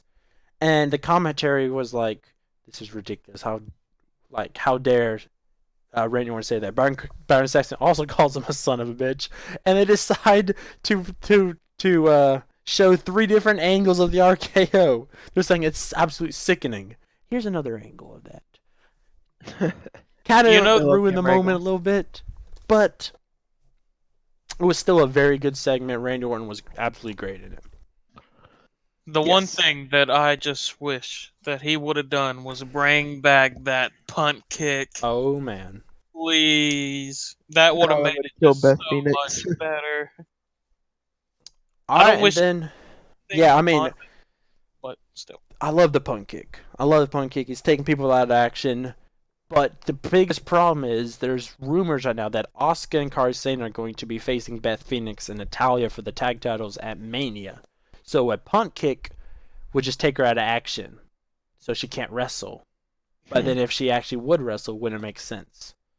So I guess it kind of evens out. If that rumor's true, he should have punt kicked her. Yeah. Next we have NXT. So NXT this week was interesting. They have on the card. They have 2 cage matches: Dakota Kai versus Tegan Nox, and Velveteen Dream versus Roderick Strong. Both had creative finishes, but finishes I didn't really like. I agree. I, NXT kicks off with Dakota Kai versus Tegan Nox.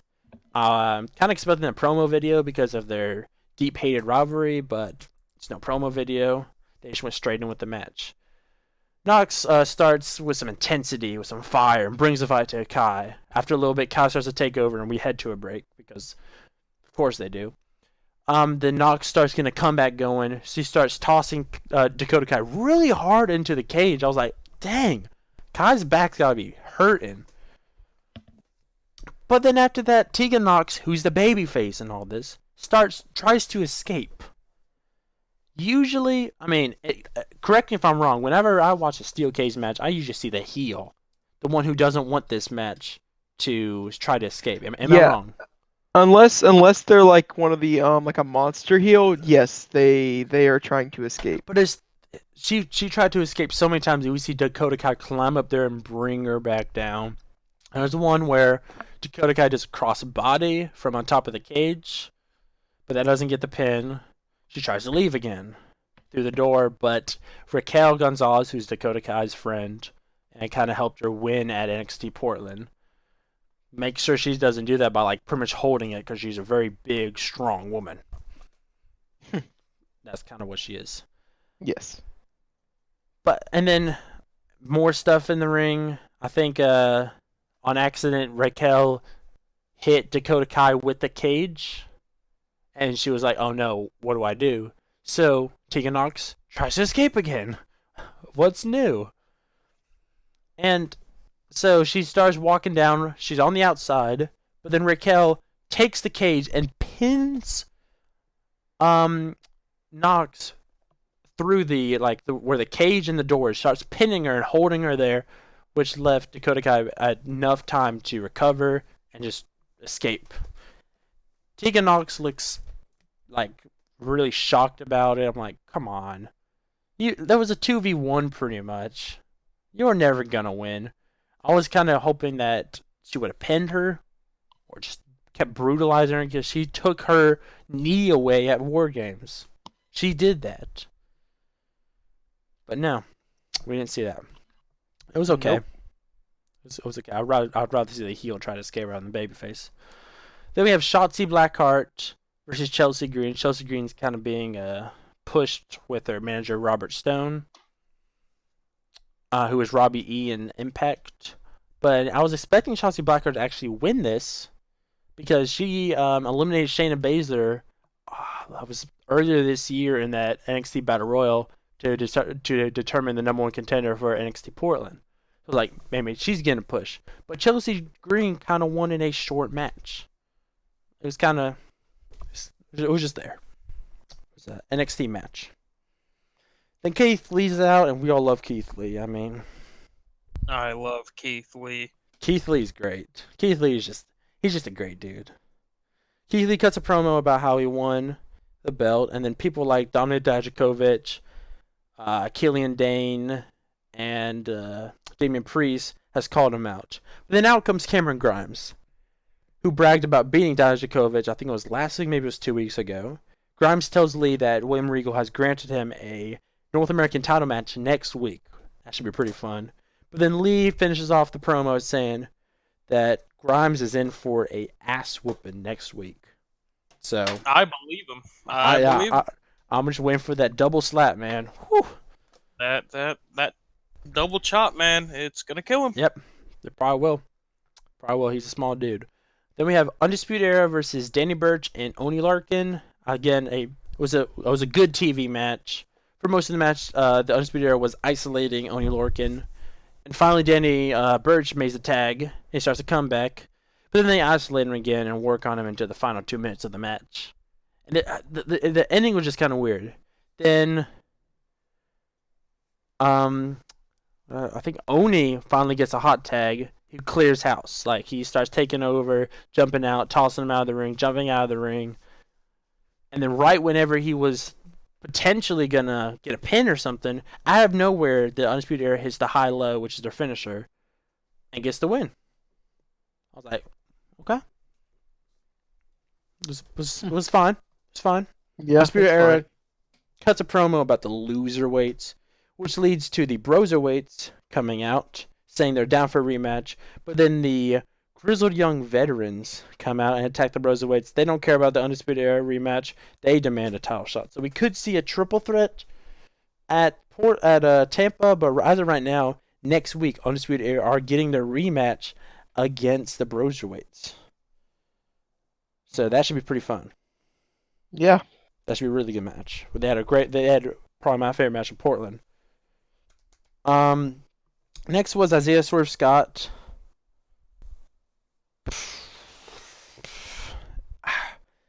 versus Austin Theory, and Austin Theory is a quote-unquote green wrestler. He needs a lot of work.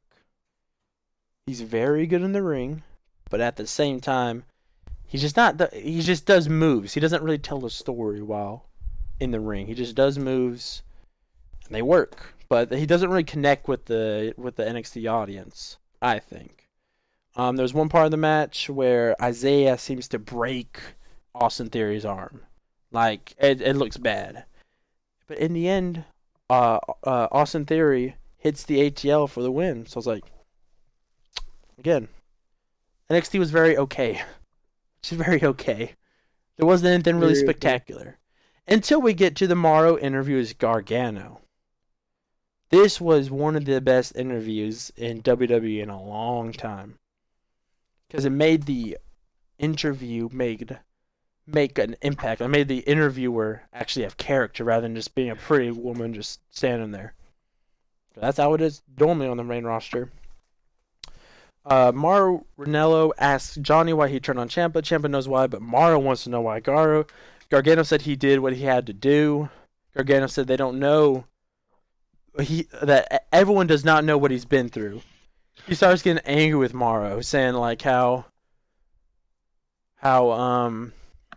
whenever I think it was Mauro's documentary came out, Gargano was there on the red carpet with them. But then after Gargano turned on Ciampa, Mauro didn't text him, didn't call him, didn't email him, didn't page him, didn't do anything. So Gargano felt kind of hurt by that because they thought they were friends. Mauro kept asking why. Why did Johnny do this? Why did he do this? Gargano's is just he's just seething. He's just mad. And he actually like puts his hands on Mauro. Mauro starts getting uncomfortable. He critiques the way that Mauro gets way too much into the moment, saying like "Mamma Mia," all this stuff, and he said like, "You're just a character," pretty much is what he was kind of going for. And then Mauro starts like, "You're making me nervous. You're making me angry." So he starts leaving. So Mauro left. Gargano grabs the mic and said, "Next week he'll let Ciampa know why." But like I said, it was a really, really good interview. Really good interview.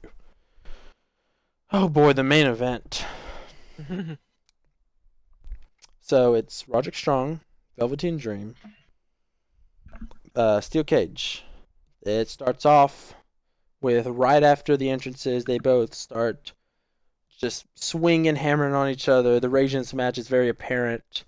They obviously tell they don't like each other. They go back and forth, hit various moves. With Strong the heel trying to escape, which I like that better. That makes more sense. With the heel needs to escape the face. Not the face needs to escape the heel. That doesn't make any sense at all, in my opinion. They have a solid match. I mean, there's some top rope stuff, like obviously because it's Velveteen. I think they hit each other heads on the steel cage quite a few times, but really the match doesn't really get interesting until the finish. The finish comes when Dream hits two of his Death Valley drivers, and then goes to the top of the cage, looking to hit his is it Purple Rainmaker? Yeah, Purple Rainmaker. Okay, yeah. Just Purple Rain. Yeah, I can't remember.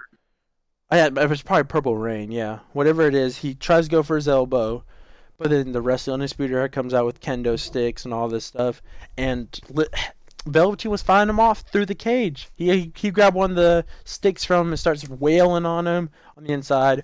So Kyle O'Reilly and Bobby Fish are taken out. Then in comes Adam Cole. Obviously, it's a no DQ match, so it doesn't really matter if another person gets in there. and he starts tossing Colt into the ring, into every side of the ring, and starts taking him out. Roderick Strong is about to escape, but then Velveteen stops him. But then he pushes him out. And then proceeds to lock the door And then behind locks him. the door with Adam Cole. So, I, for one, am not super excited for this feud for going into Tampa. I think the Yeah, and match itself. we know it's happening because, or we know this is all planned because Morrow was talking about on commentary. It was his plan all along I guess so. to get Cole in the cage, Sure, and sure. Roderick was but able to come back in, but at the same time, he beats up Cole, and was holding up the NXT title and walks off with it on the stage. Show goes off the air. Yeah, that's about as much as I can really say about it. I'm I want to see more. I want to see what else they can really do with it, but at the same time, it was just there. yeah, so Just far the there. best thing we have going into Takeover Tampa is Ciampa and Yeah. Gargano. Ciampa Gargano. There's a number one contender women's match for the ladder at Tampa, but that's about all they can really have announced, or kind of not really announced, but like official that we think is gonna happen. And if it's going the way it's looking like it is, it's looking like we're gonna get Velveteen Cole Yeah. for the title, which it should be Okay. interesting to see if they're. I just never saw Velveteen being in the main event like this, but No, he did yeah. It's just and that's not a knock on him. He's a great talent. It's just I yeah. just don't know how well he'll do in that role if he's able to beat Cole. So AEW kicks off with now it's AEW time. AEW kicks off with the new AEW World Champion Jonathan Moxley. Moxley talks about how he overcame everything in Revolution, how happy that he is that pro wrestling is back. He said the belt didn't belong to Jericho, as well as it doesn't belong to him. It belongs to the fans. To the fans. Yes. He knows that it's not over with the inner circle, and that's when, of course, Chris Jericho comes out. With all the inner circle, Jericho talks about how he doesn't need the belt to be El Champion. He says that he's been training for 3 months to face a one-eyed John Moxley and lost because Moxley could see with both eyes. The inner circle is putting the locker room on notice and how Moxley will not be able to leave on his 2 feet. He is very confident that if Moxley leaves on his own 2 feet, Chris Jericho will take a leave of absence for 30 days, and then he bumps it up to 60 days. Moxley says that he will do the same to Jericho that he did at Revolution, just hyping up the main event, which is Sammy Guevara and Chris Jericho. Sorry, Sammy Guevara and Chris Jericho versus John Moxley and Darby Allin. Should be a great match. I don't know if you noticed, but in that segment after he said that he would take 60 days of absence, you could hear in the crowd saying Fozzy sucks. They Oh, started Fozzy sucks chant. And if you didn't know why, he's about to go on tour with his yeah. band. It's not official, but it's definitely heavily rumored. So that's what I was like, oh, well, then Moxley's going to leave on his own 2 feet. Well, no. I think it was all just a swerve to make people think that he was gonna be gone. He's gonna lose for Well, 60 we don't days. know. Moxley might be leaving on his own 2 feet. We haven't got there yet. That's the main event. It's just the opening. Yeah.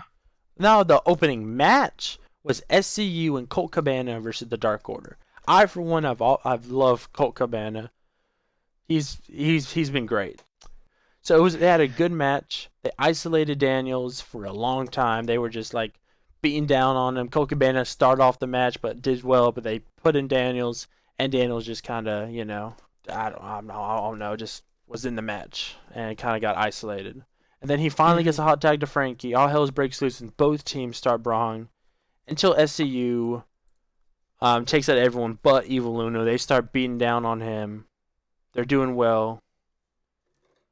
Um, they're doing well, but then the finish comes when Colt Cabana hits his top rope finisher, which can't think of the name until off the life of me, and pins Alex Reynolds with it looks like a baseball move. Like I'm not It exactly was sure. the Chicago Skyline's name of the Yep, move, that's what it and is. it was the Superman pin. Okay, yeah, that's what.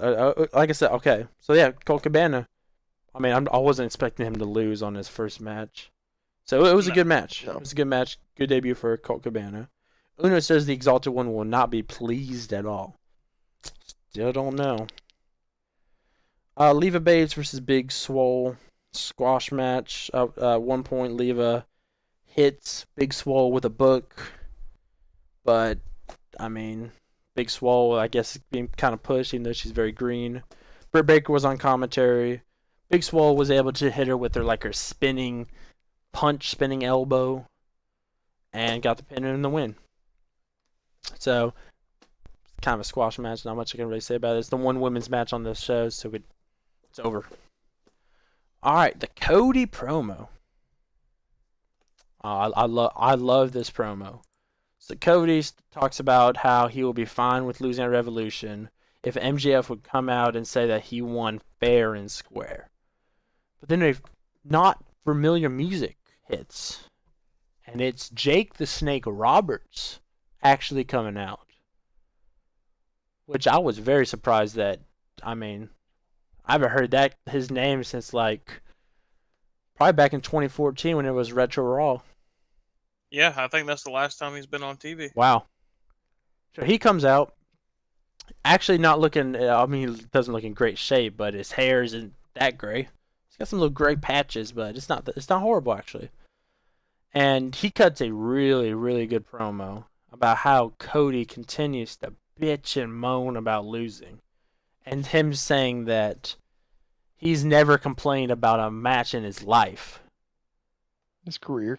No, his career. Sorry, career, life, whatever, same thing.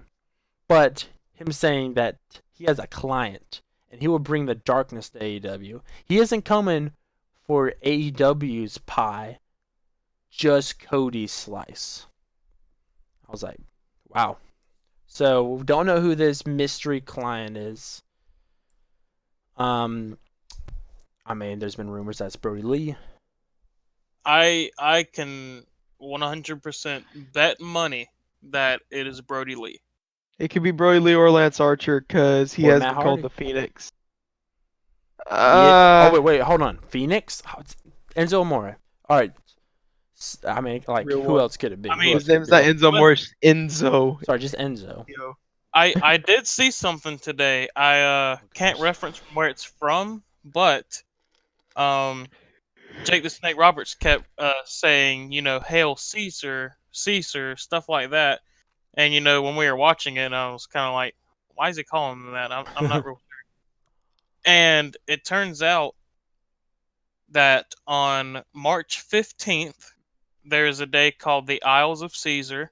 I don't really It's go the on Ides. It's the Ides of March. Ides of March, and apparently the AEW show will be on March 18th, if I'm correct. Yes, I believe so. That is on Yes. a Wednesday. Mhm. And that is the show that happens to be in Brody Lee's hometown. Yep. And so that's why I'm going to make my superior assumption that it's Brody Lee. I'm It gonna could be. go for Kelly Kelly. You know, I just really like Kelly Kelly. No, so it's does the Jerry big Lawler. dog. So yeah, so is Jerry Lawler. Me and Jerry have good taste. Okay, so Jake finishes off his promo with saying how you should never turn your back on someone you respect or are afraid of. So Jake the Snake Roberts turns his back, tosses the mic, Cody catches it, leaves the ring. Very well done promo.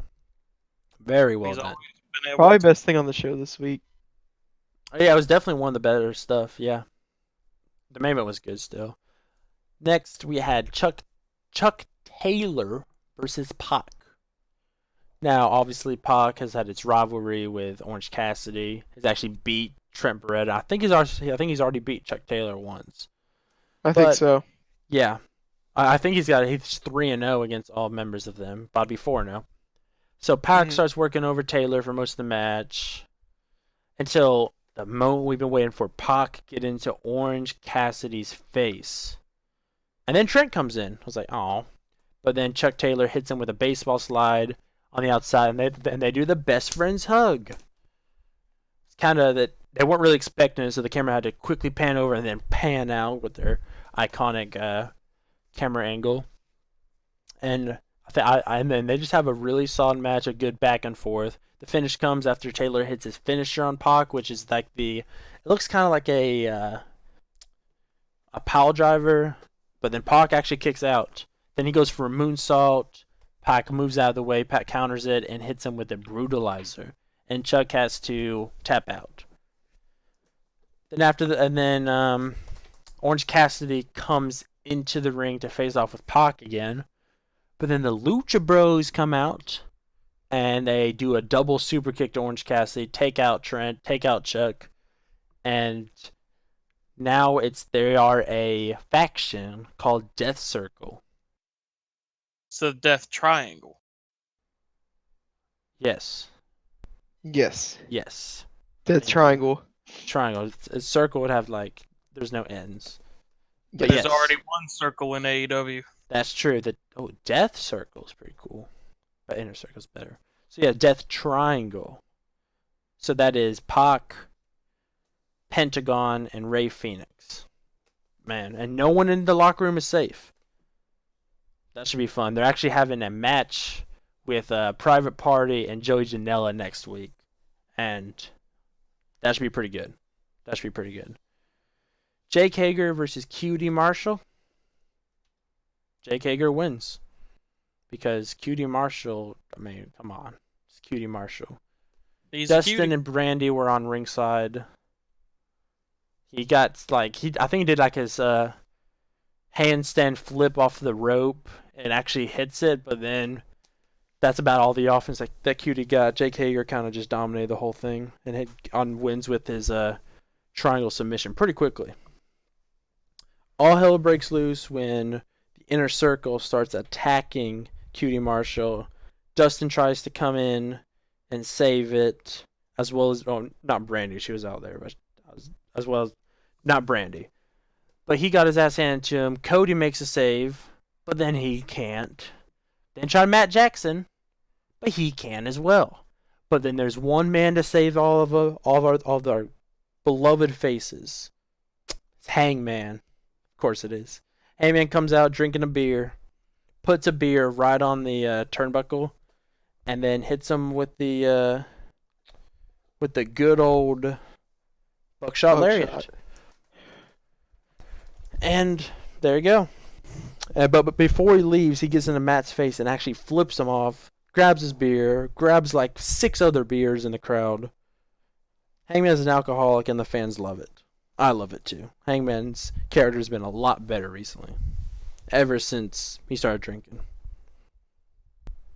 I feel like that Hangman Page is gonna slowly turn. I feel like if you put Hangman and Otis from WWE side by side, that's what's gonna happen to Hangman Page. Gosh. He's drinking that beer. That's just gonna happen. You know what? I would love to see it. Hangman I'd be Otis. okay with it. Hangman I love Otis. We have a backstage promo with MJF. He talks about how he was indeed the last chapter in Cody's story. And that he won fair and square. But really, come on, he didn't win fair and square. He got that damn ring. He doesn't matter who he faced. He's number 2 on the AEW rankings right now, right below Chris Jericho. It doesn't matter who he faced, whether it be Mox, Kenny, Jungle Jabroni, or Tiny Marco Stunt. He says that he just wants competition. And then he says, man, Wardlow, is it getting hot in here? Starts taking off his shirt, taking off his jacket, and underneath that is wearing a shirt that says, I pinned Cody.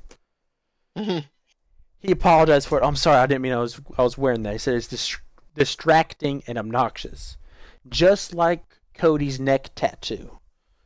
And I hate to say it, I agree with MJF. It's a bad tattoo. It's just, I like the way it looks, but not where it's at. It's in a bad position, I think. But now it's this honestly this AEW kind of flew by. It's the main event already. Oh, it was really flying by whenever I saw it. So Sammy and Jericho make their entrance as well as Darby, and while Moxie's making his crowd entrance as normal, three masked guys start attacking him. I was like, man, who could this be? There's a really tall one with a beard going through it. There's a really short one, and then there's like a normal. So I was like, man, I have no idea who this could be. Wow.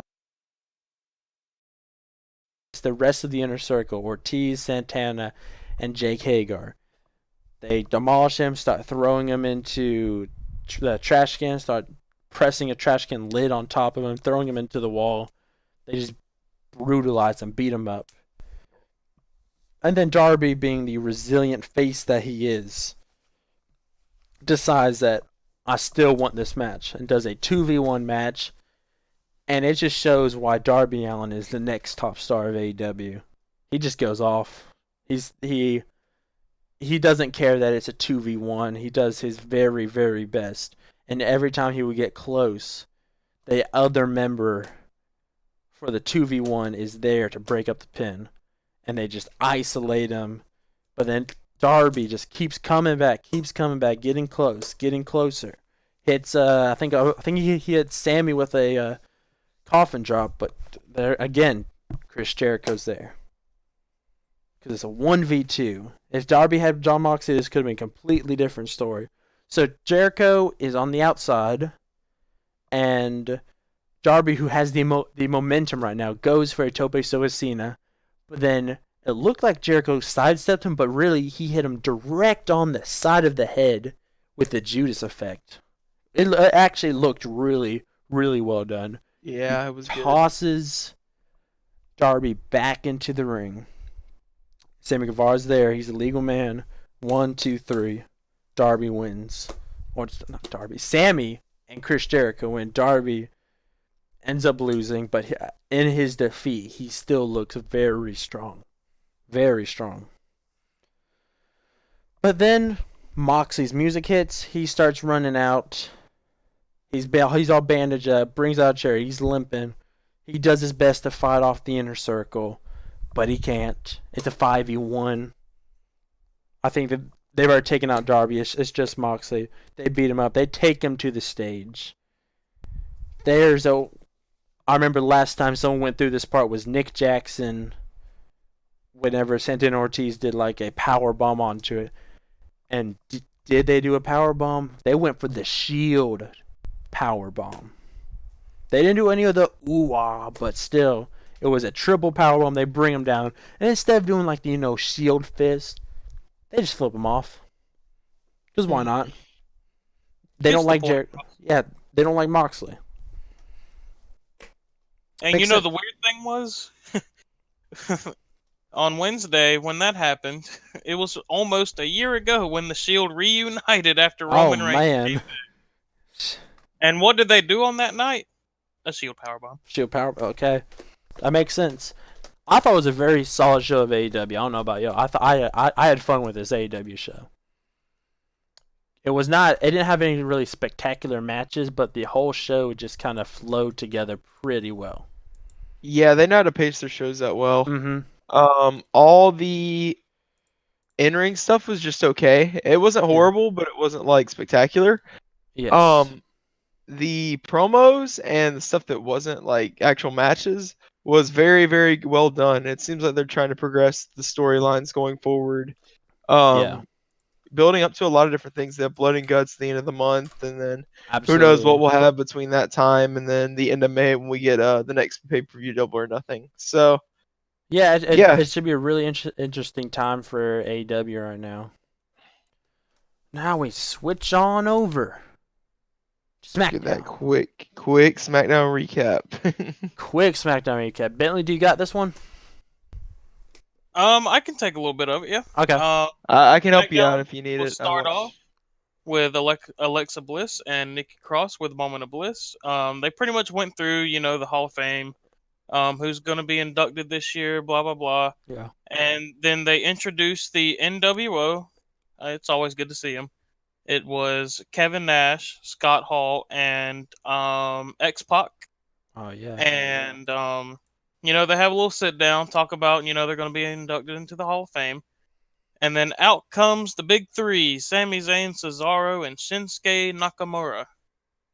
And Sami Zayn's doing his usual, heel talk that this is their time now, and the NWO's came and gone, and it starts to get interesting. He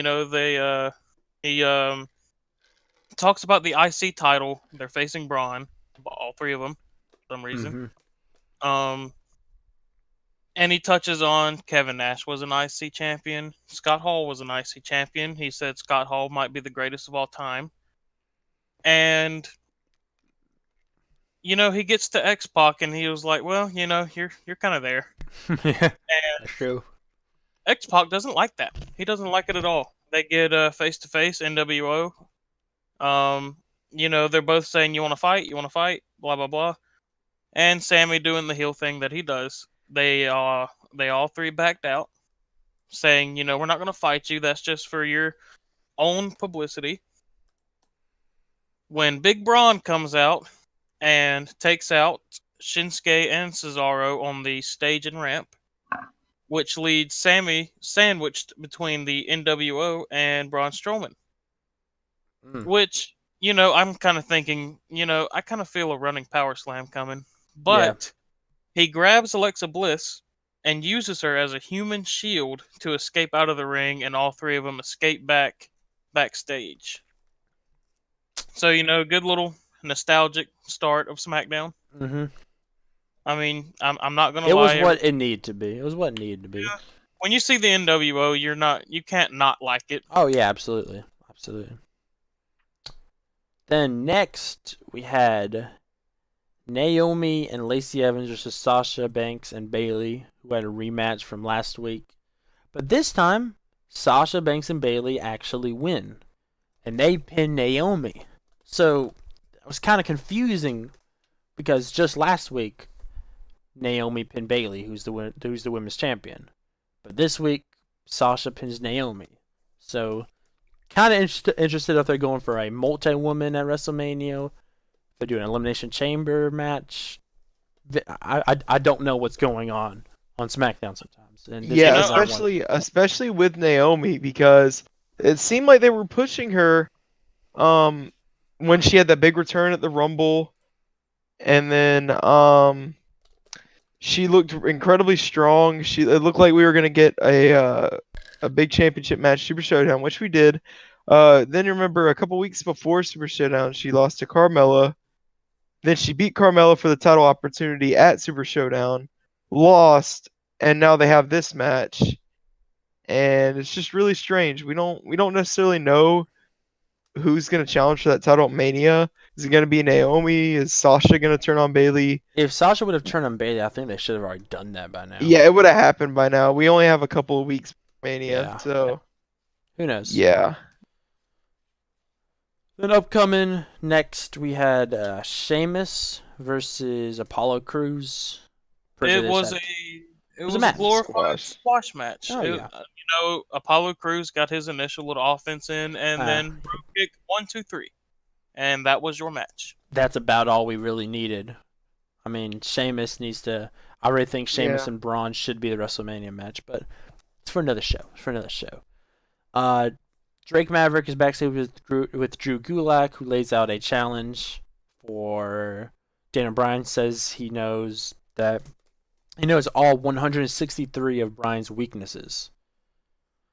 So we're gonna have Drew Gulak versus Daniel Bryan. In ring wise, at Elimination Chamber. In ring wise, it's gonna be great, but not much of a build. No, not at all. No. Next was a match: Dana Brooke and Carmella versus Mandy Rose and Sonya Deville. 3 blondes. I wonder who booked this. Vince. Vince loves his blondes. I'll tell you that. Mm-hmm. He does. Technically 4 if you want to count Ziggler. yeah, that's true. Ziggler was out there. So, the end of the match. So the end of the match came when Ziggler distracts Dana Brooke, allowing Rose to tag in. So Brooke is not able to see that. Turns around to a running knee to the face from Mandy Rose. Rose covers for the win. It's been a while since I've seen Mandy Rose actually win a match. I feel like. Yeah. I feel I like feel like it's been a she while doesn't since win. I've seen her like pin somebody. Yeah. Yeah, she's just kind of been there to be eye candy Yeah. and to be in the storyline with Otis, which, like I said, is one of the I best think things. Otis is the real eye candy, but that's just me. Why? Oh no, you're right. I think it's great that this whole love triangle storyline is the best thing on SmackDown right now. I mean, there's not much else. There I is mean, yeah, not. that and Bray. And then, Yeah. So well, speaking of Bray, after that, oh yeah, right after that, have a good old promo. We got a Bray Wyatt, It was in the Firefly Funhouse. yep, it was a It was that's one of safe. It was safe. yeah. Didn't really do much about it. Raymond Riot is a Cena fan. Raymond Riot mentions how Cena's beaten Wyatt 6 years ago. Don't remind me of that. Wyatt WrestleMania says 30. that, yeah, that was 30. It was Mhm. 30. Wyatt says that time can either hurt or heal you. Wyatt thanks Cena because Wyatt would not be where he's at now if it wasn't for Cena beating him there. So he says the Fiend is going to be waiting at WrestleMania and isn't as forgiving as Wyatt, kind of like his normal stuff that he does. It was a good promo. Yeah. There's one thing I can say about Bray Wyatt. He doesn't cut a bad promo. And it's hard for him to, as of right now, yeah. Back in the Oh day, no, I it would was just. say that. Oh, I'm sorry. It was just interesting to see. Because if you think about it, Cena winning over Wyatt at 30 really sent Wyatt's character into a spiral, kind of just giving him like very like kind of lesser and lesser being that main event scene to just kind of being there. Oh, Mhm. Rambling Rabbit touched on that. He pretty Yeah, Bray Wyatt pretty much roasted himself Yeah, because Rambling Rabbit said that after that loss it sent him into a spiral of failure, which it and did. he's right. He was right, and it was a good promo. It was a good promo. Yeah, it was solid. Then we have a potential WrestleMania feud, which is King Corbin versus Elias. They have a backstage thing, and that just seems like where they're going for WrestleMania. So it was Yeah, rumored that it was supposed to be Elias versus John Cena, but now he's got King Corbin. Oh boy. what a yeah, down. plans change. Plans do in fact change. Then it's the gauntlet match. I will say this, as I'll just say it, as bad as SmackDown has been, it's been bad. We all know it's been bad. Yes. The gauntlet match was good. Would do partake in it. So it starts out with Heavy Machinery versus the New Day. Yes. And I will say this right now. Otis is really over right now. Yeah, this all came after he was shot down by Mandy backstage. So, good little match between the two. I'm kind of sitting here thinking that the New Day is probably going to win. But Yeah. no. Heavy Machinery pins New Day clean with what's their finisher called? The compactor? Yeah, Is the that what it's called? compactor. Yeah, compactor. Yeah, he hits that. And then out come Lucha House Party. I'm thinking nothing of this whatsoever. But the Lucha House Party actually put on a pretty good match with them. As much as we don't see them and as much as they never wrestle, Yep. this was actually a pretty good match. And I believe, yes, um, it is Otis and Grand Metalik, I believe, Yes. are going at it in the ring. Otis splashes him in the corner. He drops. We know what's coming. Here comes the caterpillar. He hits the caterpillar, and yes, he pins him 1, 2, 3 with the caterpillar. I mean, I guess you wouldn't want to see two compactors in a row. You don't want to see that in a gauntlet match. You got to get creative from then forth.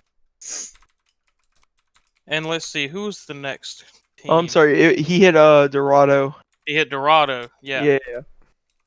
And I probably wouldn't get them mixed up if we saw them, but you know. Yeah, it makes sense. And then out comes the Usos. I'm thinking, Heavy Machinery. They're probably done from here, right? No, they go at it for a little bit, and Otis actually rolls up. Oh man, they're twins. Jay Uso, or was it Jimmy?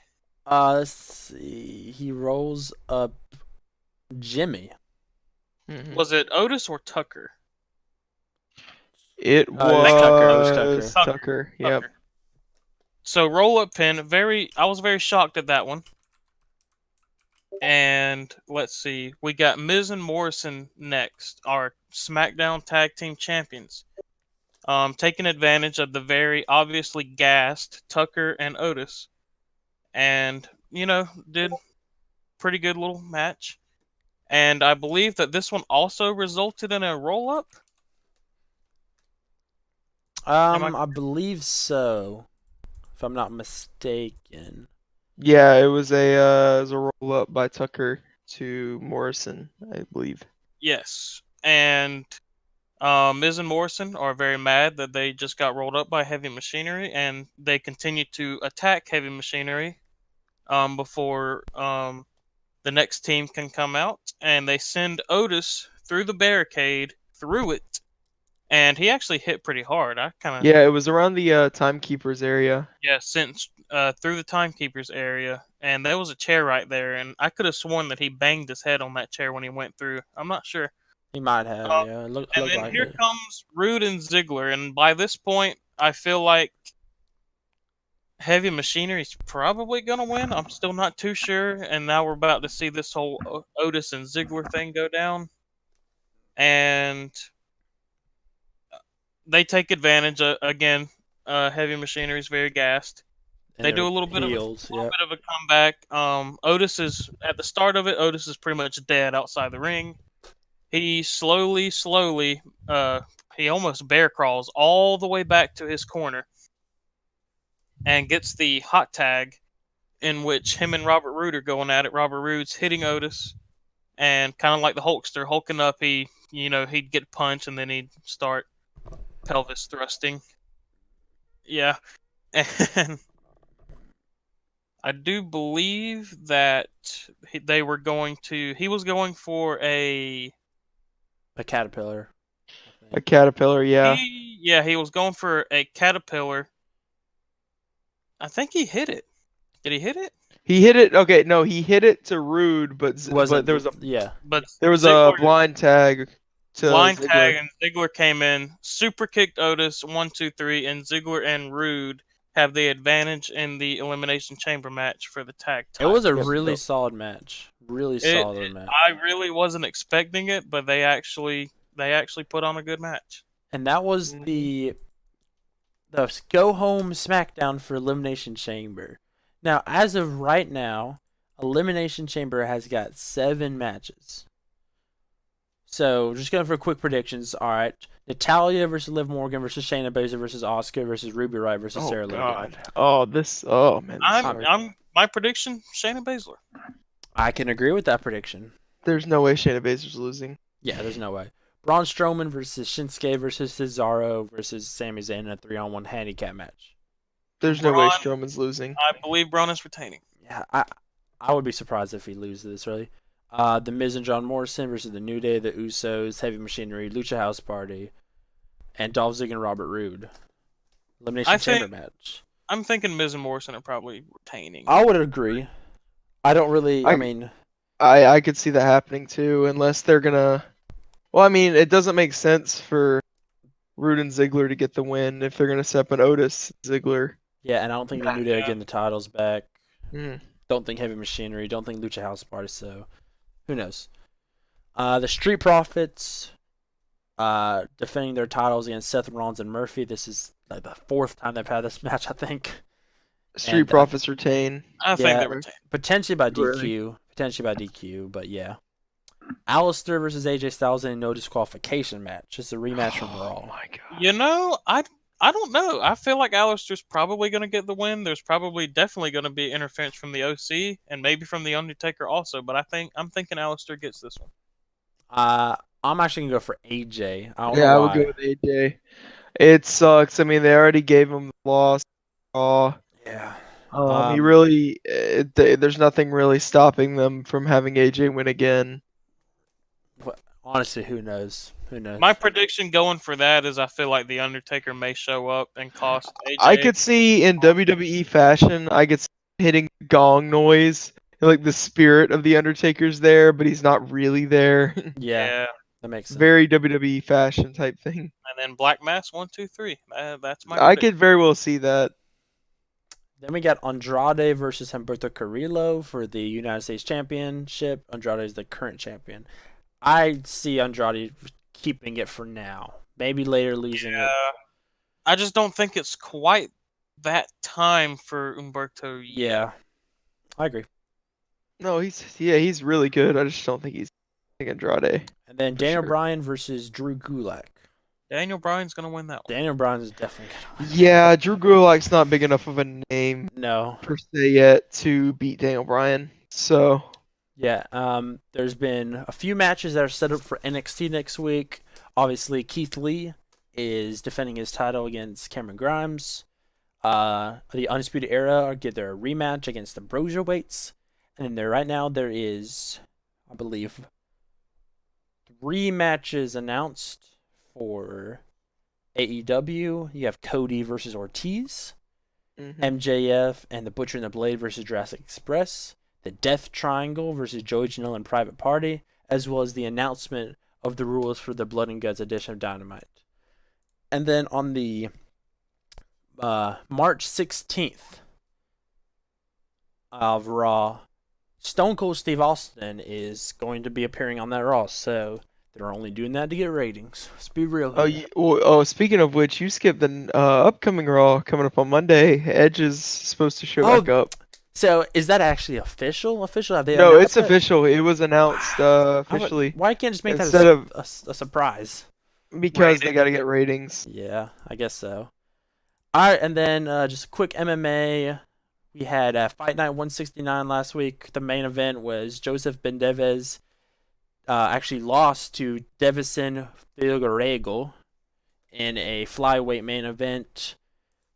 It was compared to Revolution, it wasn't really much. It's hard to really say. There's 2 co-main events on this show. You have Wale Zhang versus Joanna. It's gonna be hard to pronounce her name. Jedrzejewicz, I think is how you pronounce it, but probably not. I'm sorry that I pronounced her name wrong, but there's a lot of fighters that have interesting names. But then the main event is the undefeated Israel Adesanya defending his middleweight championship against Yoel Romero. Now that should be a classic one. I'm But excited. yeah, that's to about. Yeah. Yeah, I'm really excited about that. It's actually going to be sometime later today when that match comes up. So I think we just about covered everything from AEW to NXT to Ring of Honor. So I think that's where we're going to wrap up our first ever show of the 10 count. How'd y'all think we did? Leave a comment below, and we'll see you next time.